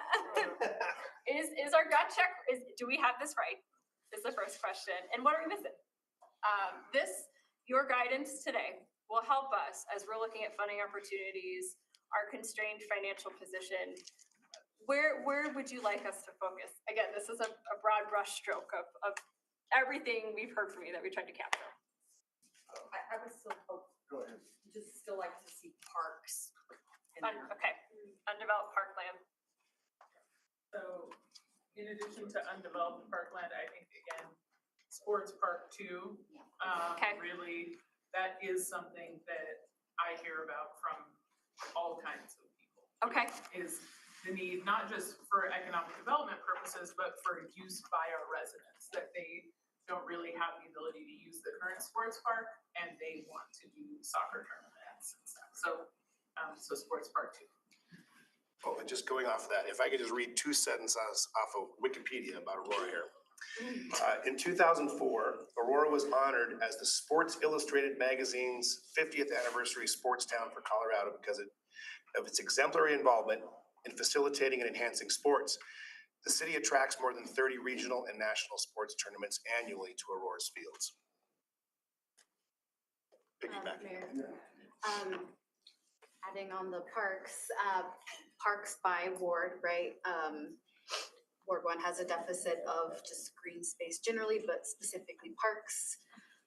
How can we partner with folks at Aurora Public Schools, especially for schools that are closing down? Like, where are we gonna just find a patch of green grass in a, already developed part of the city, for example? I did have a clarifying question on the ADA sidewalks. Is that, yeah, I guess can you talk a little bit about that? I'm thinking about, the sidewalks in Ward 1, right? They're not necessarily ADA compliant, already built out. Are you thinking about redoing those types of, or just completing, could you talk a little bit about The whole gamut. Okay. So we have done an analysis of the missing sidewalks, and we've also looked at areas where they're substandard.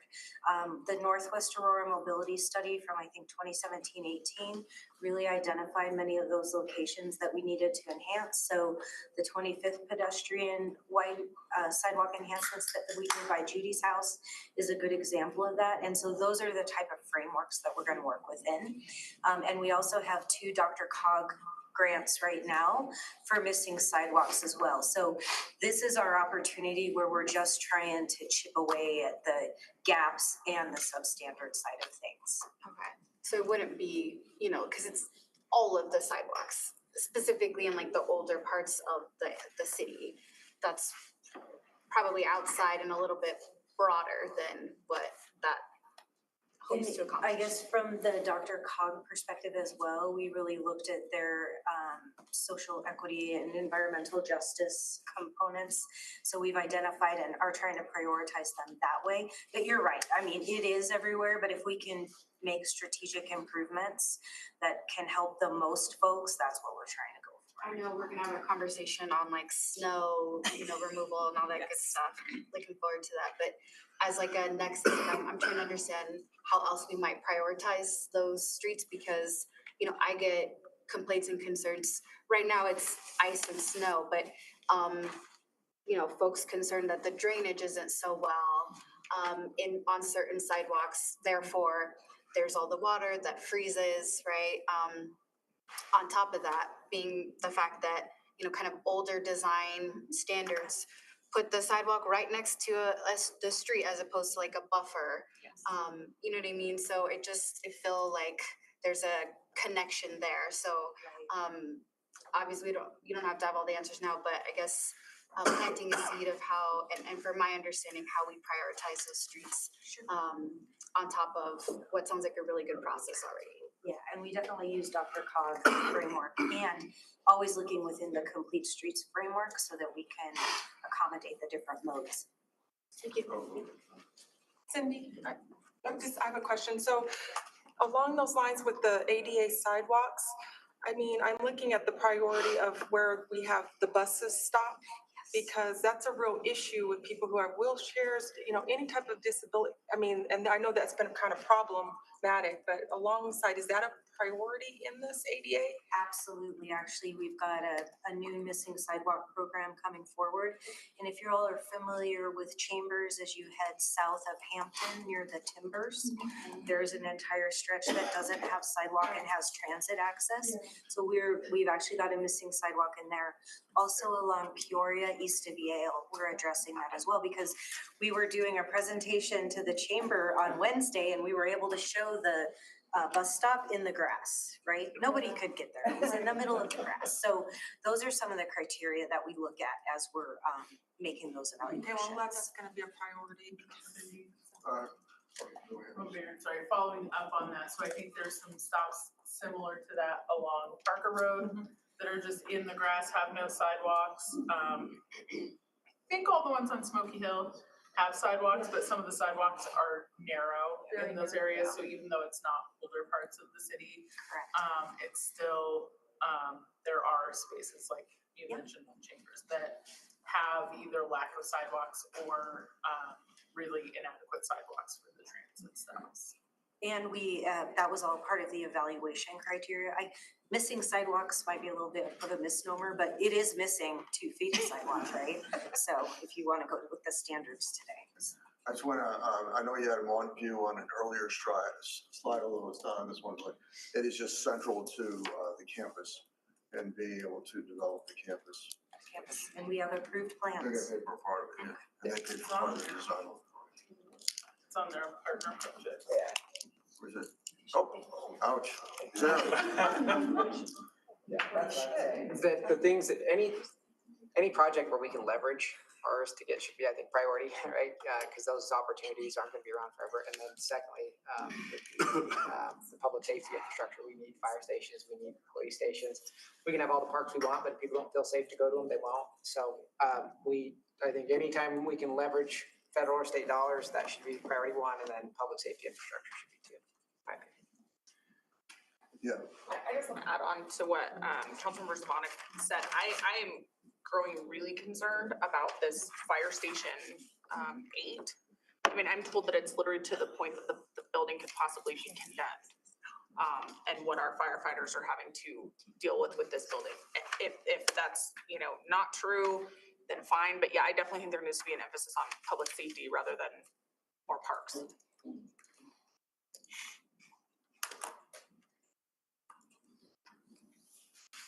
Okay, anybody have any other concerns, recommendations? Laura, are we done? Gotta go. Thank you all. Very valuable feedback. All right, yeah, good job. Thank you. Done, right?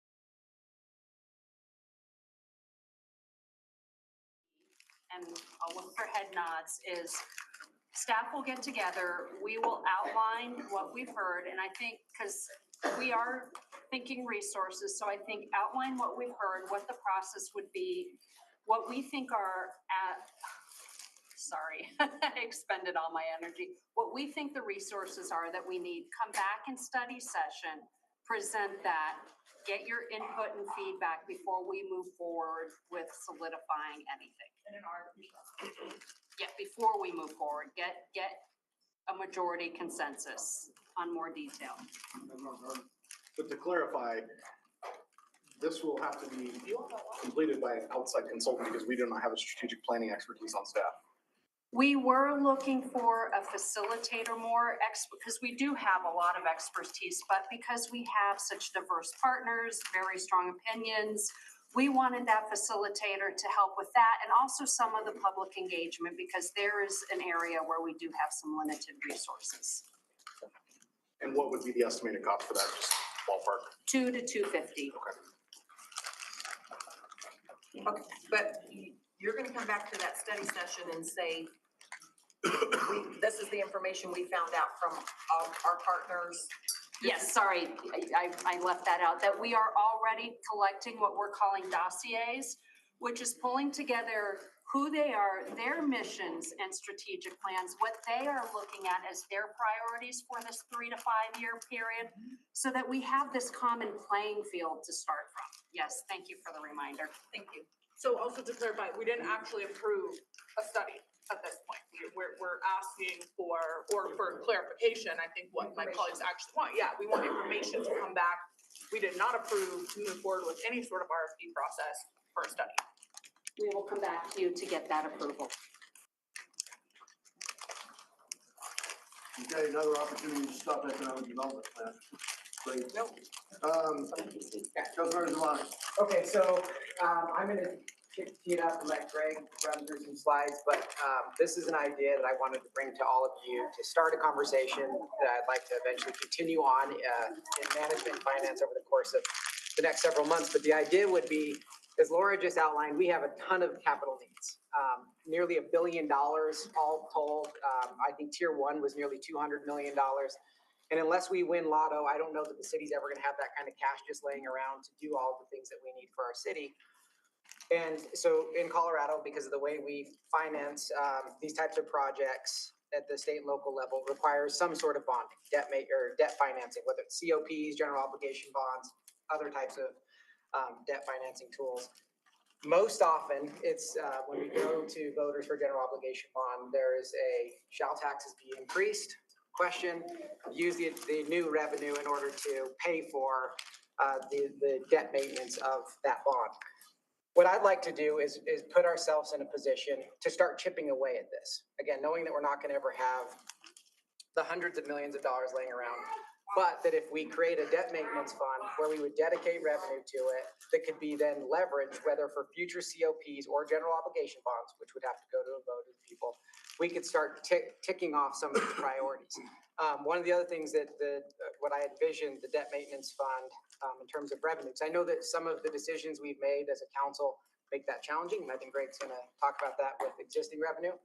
But one thing I would like us to consider is that whenever a current bond or loan becomes mature, that we dedicate that revenue to the debt maintenance fund by default. So for example, the Aurora Municipal Center, when we pay it off in 7 years or so, rather than taking that $7 million and just shoving it into the general fund, putting it into the debt maintenance fund so that we could then bond against it. So that we can start chipping away, because a $7 million would be about a $90 million bond, roughly, give or take. So the idea would be to start looking at revenue, ongoing revenue that we could dedicate to a debt maintenance fund so that every now and again, when we have those opportunities, we could either issue a COP if there's capacity or go to voters and ask for a general obligation bond. I'd like to flesh this idea out more, and Greg's going to talk about what that might look like, and then ultimately come back to you all with a plan. Discussion, Greg. All right. And I fully understand that I'm the one person that's standing between you and lunch and getting out. So I'm gonna go nice and fast. All right. some of the guiding principles, and you've seen a lot of these before. We've been talking about these for quite a while. The guiding principles, we do need to take care of our dollars, our operating, our capital, our financial reserve demands with the revenue performance. We just have to do this. To this end, we're going to balance our budget. And that's one of the things. We always have to balance our budget. We're going to use our resources from taxpayers efficiently, effectively, with innovative ways to serve our residents, provide value in all programs, just be good stewards. I think that's a nice overall statement. We promise that we're going to be good stewards of taxpayer dollars. And we're going to pursue all sorts of options to address these infrastructure priorities that we just talked about before we're ever going to get to the question of referring a vote measures to voters. So we promise to do all this. To this end, we've worked on quite a few of these, this holistic approach, the annual budget, using federal and state grants. By the way, I thought this was kind of an interesting thing. Laura put a chart up there about what we put money into so far. $5.6 million of our money has created $32.5 million worth of projects. I think that's a nice thing to put your hat on right there. The certificates of participation that we used last year. We are looking for partnerships.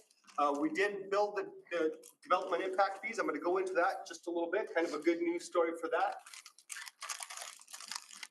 Our recent actions, this is the good news. This is what council has been working on, what we've been working on recently for our infrastructure needs.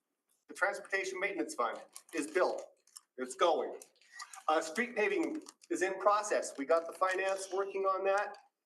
We had the kickoff in December. We are pursuing the infrastructure grants. You just heard all about that. Impact fees were increased. Actually, were increased in 2020 to 2022 to keep pace with the cost of construction. We haven't done transportation yet, but everything else. I'm going to show you a little good news story about the impact fees that actually was a council directed thing. Council came to me and said, hey, when's the last time they've been increased?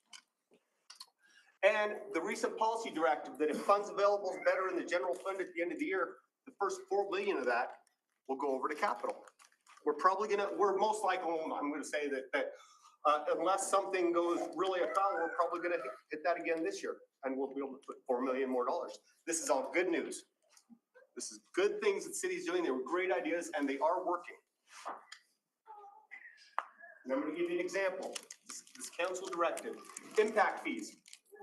These are the numbers of all the areas where we have impact fees, where they sat in 2019 pre-update. So that's before we updated the impact fee amounts, and post-update in 2022. Now you'll notice, way back when there was very little money sitting around for anything. We'd use some money on some projects, but when it's a small amount of money, it was a small amount of projects. So we used some money for signals. We put some money into capstick, a little bit of money into capstick. Various small road projects, bike lanes, turn lanes, nothing big. Nothing big because we didn't have big dollars. Well, in 2019, council got together and said, you know what? Let's go ahead and increase our impact fees. Raised them up. You'll notice in the 3-year sense, they're starting to turn into money. You see some of these numbers here and there. You can see where they're not nothing. They're starting to grow. None of these numbers add up to anything like what you saw in the last presentation. But in 3 years, you can see where maybe in 10 years, we'll be able to do a fire station, which was the plan all along, right? Transportation didn't get done, so that one hasn't grown a whole lot in that time. And over on this side, we put some sample project costs. Fire station's $20 million. It's going to take quite a while to do that. Gun Club Road at $29 million. We haven't grown much at all in terms of our transportation. But this is just samples of where that money could go, and it's growing faster. It'll take a while. That's what impact fees do. They're going to take a while, then we can use them, and then we let them grow again. So let's talk a little bit about transportation, because that's the one thing that we haven't done yet, and I promised myself that every time I talk to you, I'm going to tell you that we haven't increased the transportation impact fees yet. Our current fees are sitting there, top about $750. The Nexus study that you got from EPS, it was a couple years ago, they have a maximum fee, justifiable fee, that's about 9 times higher than what we have. Had we had their maximum fee the entire time, we would have had $72 million in this time since we've had fees. It's a big number. And to take it one step further, right now, in terms of all the places that have impact fees, we're the lowest. In terms of our transportation sitting there about, this was the EPS slide, so 667 was a couple of years ago. But you'll notice all the places down below there are less. If we would have increased that in 2019, so we got $2.1 million in transportation fees since 2019. If we had the maximum, we'd have 17 million in that same 3 years. And that's the maximum. You don't have to go to the maximum. So one of the questions to me was, what if we just went to the average? We'd still have $13.8 million. So this, you can see how that decision can actually get us some places which will make Cindy happier, and that's really what it's all about. So any questions about transportation impact fees? Yes. Yes. So I know we've had this in previous years. The impact fee is charged on each house. Okay, so my question is, those areas that have metro districts, specifically if they have SOREA, the Southeast Aurora Regional Improvement District, or ARTA, the Aerotropolis Regional Transportation, they're paying mill levies, you know, into 50 years. So wouldn't that be double taxation on them? What I'm gonna say about that is all of those are details that we'll need to work out. Because I think you're right. They are paying into a pot. Are we getting as much bang for the buck for them paying into that pot as something like this? I don't know. And so the devil's gonna be in the details in those specific areas. Well, I can tell you that I have constituents that sit on the SOREA board that are losing their minds because they feel that they are unjustly paying for regional improvements, because obviously when we set that authority up, it was to fill the gap on street improvements that we couldn't pay for otherwise. So I just want to keep that in mind. And I don't know if you have, when you do this, if you're going to exclude metro districts from that impact fee, or how we're going to look at it. We'll have to just figure out that. And I want to be really clear, these are just options. None of these are like, for sure gonna be just, we wanted to put together different ideas, some of which I think are great, some of which I might. No, and I'm fine. I just want to point out from history, because I've been here a while, that this came up before, and there was a lot of, from the outside, opposition from constituents. Okay. All right. So, as Councilmember Zvonic pointed out, the next big idea is the creation of this debt fund. Evaluating adding the ongoing funds to this debt fund over time. So an ongoing funds and growing those ongoing funds over time. Maybe you start small, $500,000, and you set it aside. It'll take fiscal restraint prioritization because there's a lot of good ideas out there. Everybody has good ideas.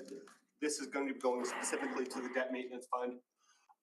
And then year after that, if you can, you put another 500,000. Now you've got $1 million sitting in there. And over time, you build this up to where it's enough of an ongoing pot that you can now debt against it. And he also talked about the dedication of future retired debt financial capacity. Sometime in the early 2030s, the lease on this building will be paid off, and that will be about $7 million. What was that? Sorry.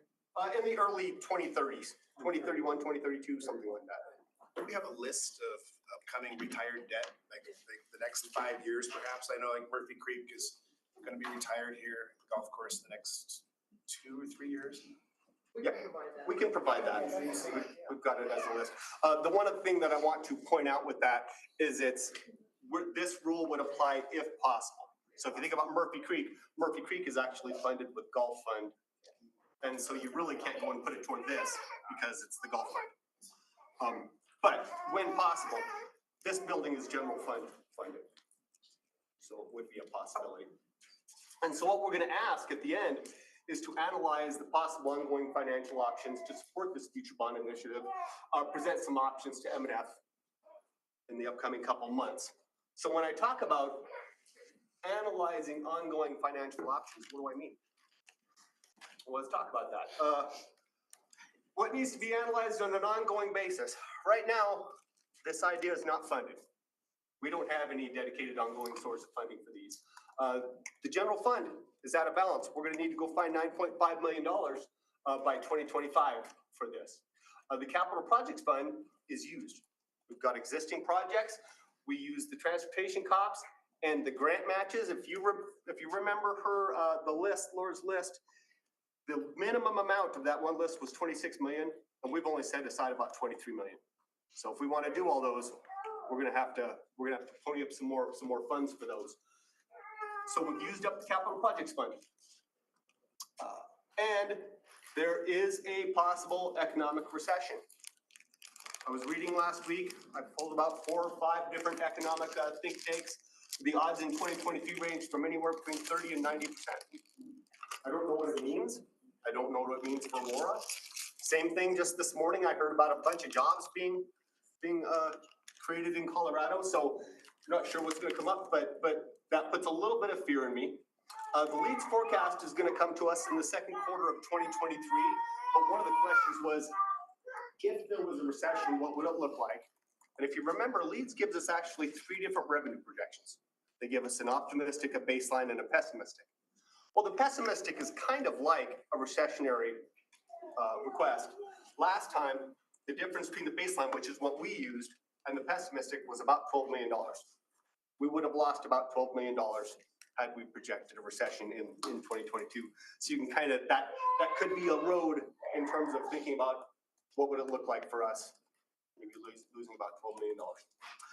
Last thing that I want to talk about with a recession, when you have a recession, if you are slowing home sales, slowing home sales definitely impacts the CPF, the transportation maintenance fund, all of that's funded with those, and impact fees as well. Those impact fees that we just talked about are all on the purchase of houses. All right, what do we need to analyze on a one-time basis? Well, we've got some one-time money here. It's limited. We really can't go do a whole lot of those projects because it's insufficient to cover all the capital needs that we've got. In the general fund, we're actually holding any additional funds that we would get in for recession coverage per council's directive at the winter workshop. So we're going to be doing that. Capital projects fund, I told you that we've already balanced that over the 5-year plan, committed for current needs and grant matches. And we really can't use other city funds. So you can't go and take water funds available and go build a road or development review. They have specific uses that can't be directed towards such things. So we're going to have to look at that as well. The impact fees, that's good news, but there's only so much money in there right now. It can defray a portion of the cost of projects, but not a lot. What else needs to be analyzed? The construction market, we're still hearing that construction increases are happening, the cost increases are happening. The labor, the construction pricing, material pricing. This was in Q3 of 2022. It's still going up. We know that it's still going to go up, and we've got to be able to handle those costs as well. And then last but not least, we're going to have to look at debt. So here's a little roadmap. For every about $14 million in infrastructure, you need about $1 million of ongoing funding in order to debt against that.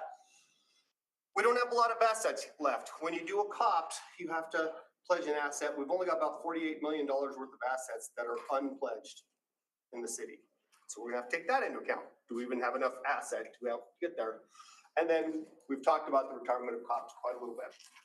The last thing that Cindy made me ask or made me say during this is that we've got a lot of projects. They're talking about a lot of projects. We're probably gonna need some help, organizational needs to support these projects. We're going to need people. We're going to need contracts. We're going to need some help in order to get these done from a public works perspective. So I promised that I would bring that up. So with that, the question is, does council have any questions regarding this debt fund? Yes. I have a question for you.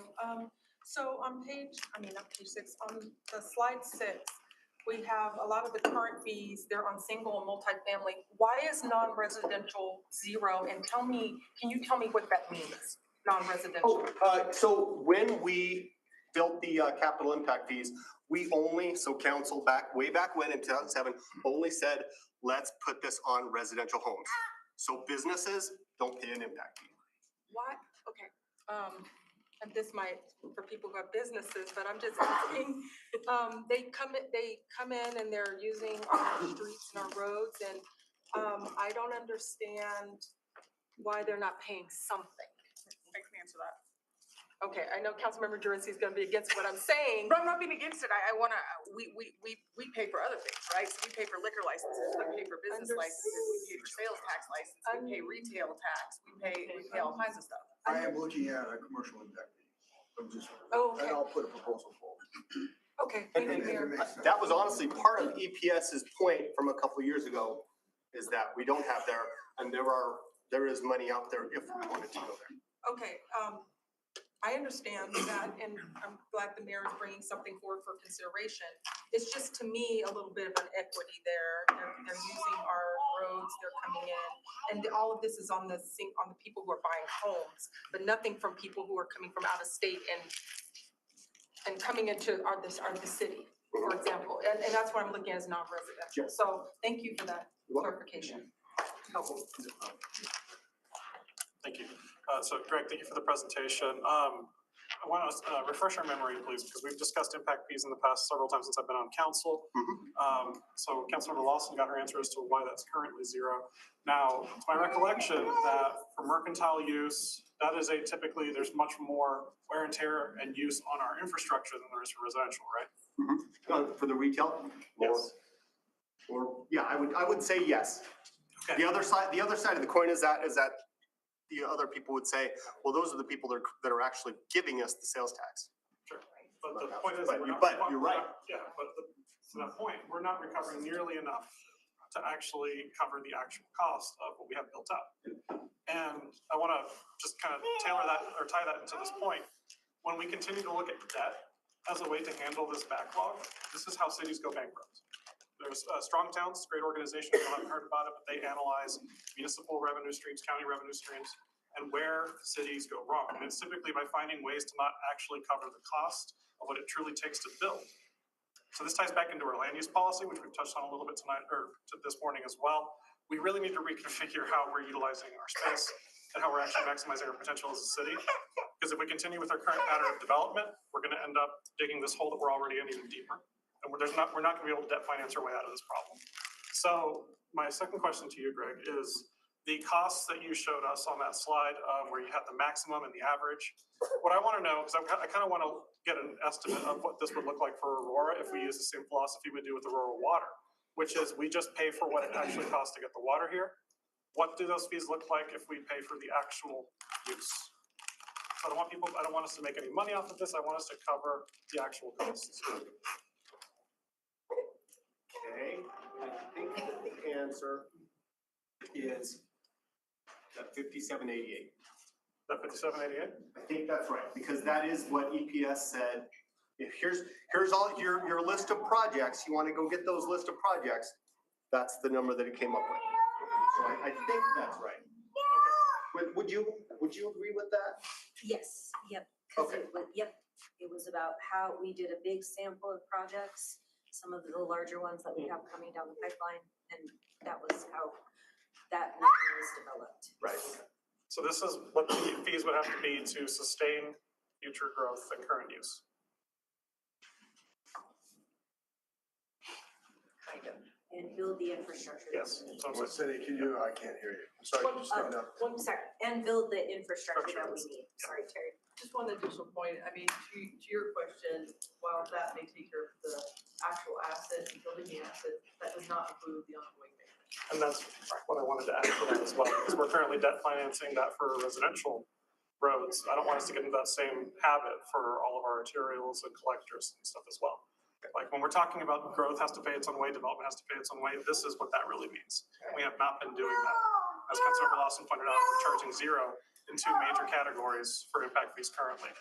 So just want to bring that to everyone's attention. Yeah, and I think at some point the question is, do we want Aurora to be an affordable city, right? Because if you lump all this cost on taxpayers and say you're going to pay it up front, people aren't going to be able to afford to live here.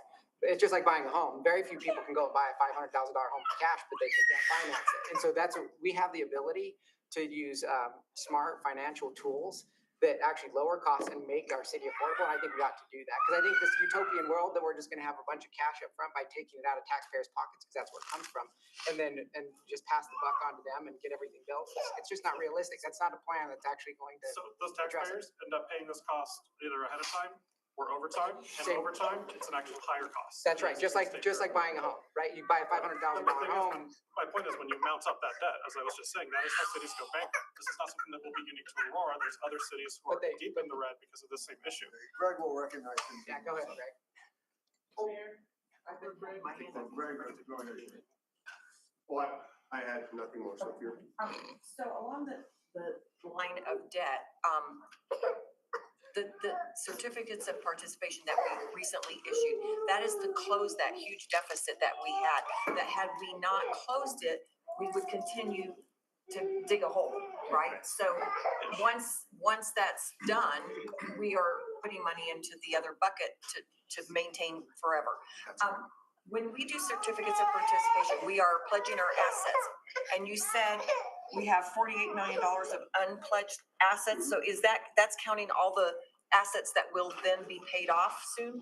No, that's the list of right now. Correct. You know, fire stations, such like that. Once this building is paid off, that will free up some other assets that So we can like then pledge towards. Talents Reach, Library, Police Station, Fire Station, I don't know when it's due to be paid off, but probably in the near future, correct?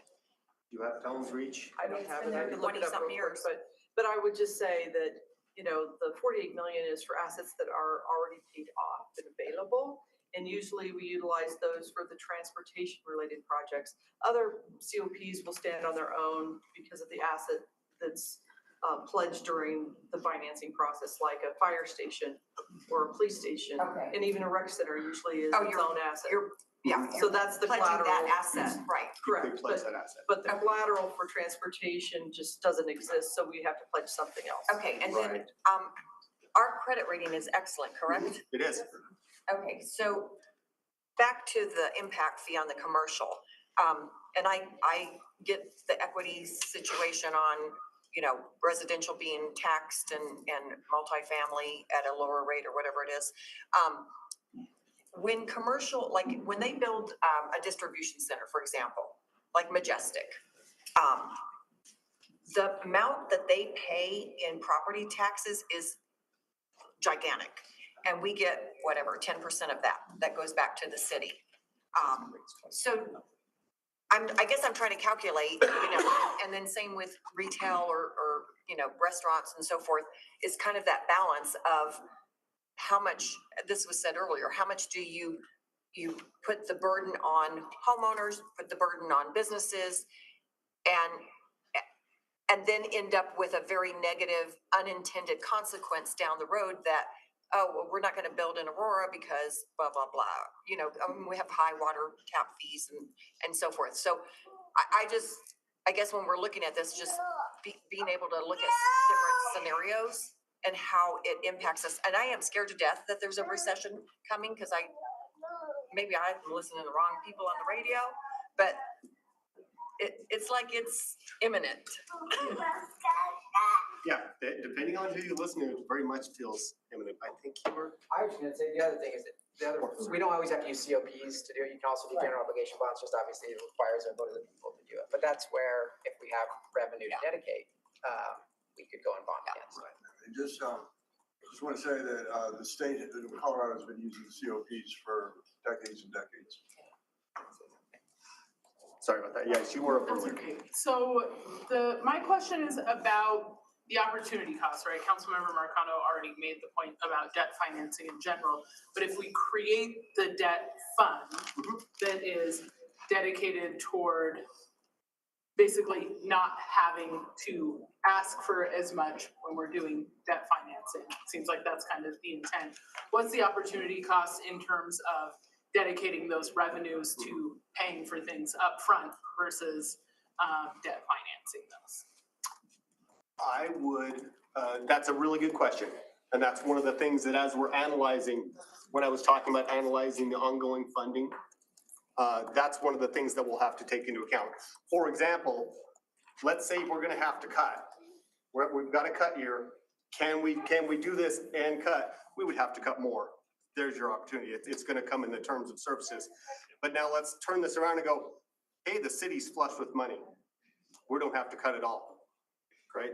Then the opportunity cost is, well, you're not gonna get something new, but we are going to get this. So I will be able to tell you more once we get our leads projection and see how it works. And I think the point is, if it's painful, we don't do it for that year, but we keep the concept going. I think, if I can put those words in your mouth. The idea is so that when the opportunities come up to have matching dollars, whether it's federal or state, we have a fund that we, if we needed to bond against, whether it's a COP or a general obligation bond, we could do it. We could, and if we ever had it, the municipal center is the biggest one. If we could say, look, we could do all of our fire stations that we need, and we have the money that's already, we're already pushing it out. It's not gonna make us or require us to make any cuts to the general fund. Then let's go and get a bond and do those things. Because otherwise, we're just gonna keep looking at this list for years and years and talk about some utopian way to fund it, or we can actually just do it the way that, The other piece I'll point out on debt financing is, debt financing is not always bad. There's a concept out there called generational equity. So when you build a capital asset and it's gonna have a useful life of 20, 30, 40 years, you wanna, by doing debt financing, you're essentially spreading the cost of that out over the useful life. So the residents that are here are generating the taxes. You're paying for that over the useful life. So debt financing is not always bad. It should be used in caution. We do have very good finance ratings because we do a good job with that. But debt financing, COPs, bonds are not always a bad thing. There's this concept of, again, generational equity, spreading those things out so that you're, again, paying for it over time. So that's the only piece I'll add. It also depends on what we're talking about. If we keep doing that with assets that very rapidly depreciate, we end up in trouble. You want But if you're doing that with, to spread it out over recreational useful life. Useful life. Useful life. You're only allowed to do that, COPs, for the length of the asset. All right. Any other questions regarding this? I'm gonna pop into the second one. Can we go ahead and analyze this? Can we take a look at this, bring it back forward to MF? Does anybody have an issue with us doing it? Is there any objection to moving forward? Mayor, I'm just curious, why would this just go to MNF or? It would start with M&F. If it becomes a real boy, we'll bring it back to everyone. It's management and finance, and this is a finance plan, so we. Dustin, I was on management and finance with you last year. Thank you for your very condescending explanation, not appreciated. I did want to clarify though, management and finance, will they make the decisions on which options to pursue? Or would this just be a presentation to management and finance and then escalate to the full council to make that decision? I would say the latter. Any decision that becomes a budget decision has to go through, the one-on-one meetings and be in the budget book and get approved and do all that. I think this is a landing point to talk, but the whole crowd gets to make the decision on that Saturday. Yeah, well, just to tie that up, thank you for that clarification. There is a level of power, right, in being on certain committees, and you can help determine the direction of these conversations. So I'm just clarifying, so we're clear on process and that we all have equal opportunity to give input. Thank you. Yes, I do believe on policy committees, though, you're able to attend. I think we all get. You don't necessarily have a vote though? But you're allowed to speak and give input if. But that's not a vote. Great. It's not a vote. Sorry, Greg, can I clarify really quick that on the rules, I actually was reading, it is not up to the chair. Every council member may speak at every policy committee. So if non-members attend your committee, you do need to let them speak. In person, I thought it was a prerogative of the chair. There's a reason we have policy committees, which is to flush out ideas. So a lot of times, ideas come to that committee and maybe the general concept moves forward, most of it, but you flush out things that really may not be viable. And then it typically will, move on to study session. For sure. And, just if I may, if we're going down this rabbit hole, I'm also a chair of a policy committee. I've been on, other policy committees, not as a chair presenting items. What makes it to the final kind of discussion isn't always what starts at the policy committee, whether it's a agreed upon decision on how we move forward, or not. So, I mean, I think we're all clear on how that works.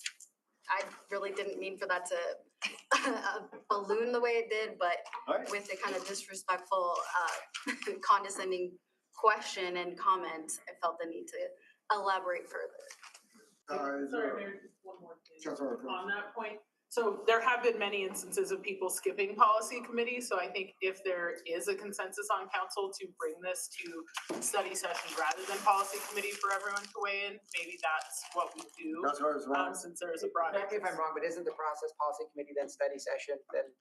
People skip policy committees all the time lately.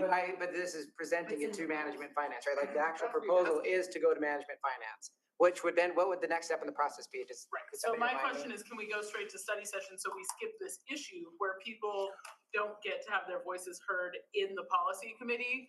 Where people have done it a bunch of times, where they've said, oh no, either I don't like the outcome of what happened in that policy committee, or I'm not going to like the outcome of what happened. Councilmember So Swan, let's are you just okay take it with to taking study it to session. both?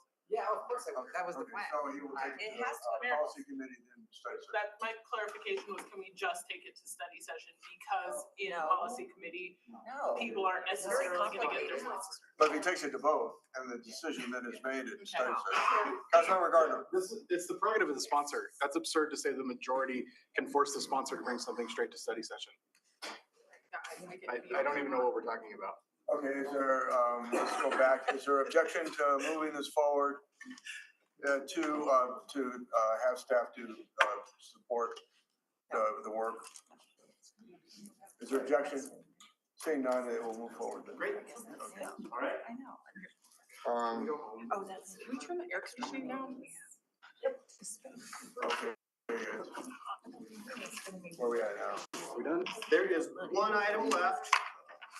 It says 10 minutes. I think I can get it done in 2. I'll time you. Well, we're gonna go straight to, okay. Swimming process, okay.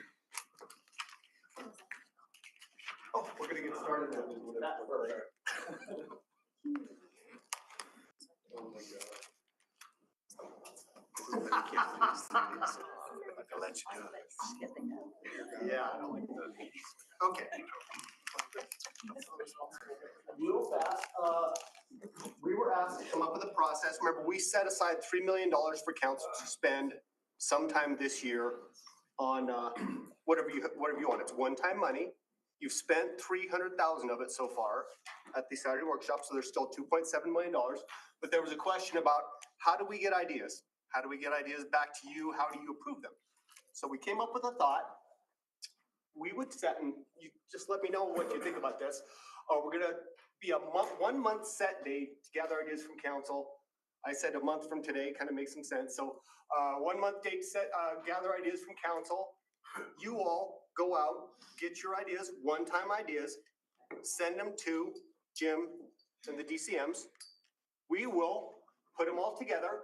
We're gonna take some time to understand and validate and solidify the one-time cost, make sure that we understand what you're asking for. Put the numbers together, we'll make a list. Then sometime in number 3, this list of items will be sent to council and discussed at a later date. I kind of like the spring workshop for this. That's some time that could be set aside, where all of a sudden you have 7 or 8 ideas on a list and you want to bring them up. At that time, council can talk about the projects, which ones they like, and they can approve which ones they want. If any of them that they want, they're funded. If we've already got the budget for it, we just need the approval to do the projects. And then number 4, if any funds still remain after whatever this early workshop, then we lather, rinse, and repeat, do it again in the fall. Yes. Police, I just happen to have a book. I think it was the radar. guns? It was the radar. There you go, police radar guns. Please radar guns, okay. I remember this. Well, I tell you, I like the notion of sponsorships for events. I like the notion of sponsorships, well, privilege for events, where individual council members can bring that forward, and if there's 6 members, then that can happen. But I think that this essentially says, I think it will create a process whereby people are gonna put forward something, for the sake of putting forward something. I just think the current process works fine. The sponsorships, we're actually doing, right, Jim is doing separately. We brought a potential process forward. Right. And we're gonna revise that right back. Okay, so this is very different to me. This is, I mean, we didn't spend all the money at the fall This was workshop. one-time money. This was one-time money. One-time money. So we This would is what have do the every year. prerogative to bring forward an idea that, We've never set aside $3 million before. Equivalent of earmarks. But don't we usually put stuff up? Further discussion. Those who want to recreate Washington. Is there objection? Mayor objects. Further objection? Councilmember Swank, is there further objection? Then the process will move forward. All right. Thank you all very much. Yay, Washington. what? This is exactly what they do in Washington. You have leftover money? No, I mean, period. It's the appropriations process for your law. Yes, we literally. This is nothing. Can we leave? Dear God. No, that's what they do. You put in your mark hold and they vote. Mayor, are we adjourned? Yes. Okay, great. Mayor, this is how. Are we done, always Don? operated. We're We're done? done. Objection. Okay, we're done. That's it. So when I was on council, I watched study sessions, do, the workshops.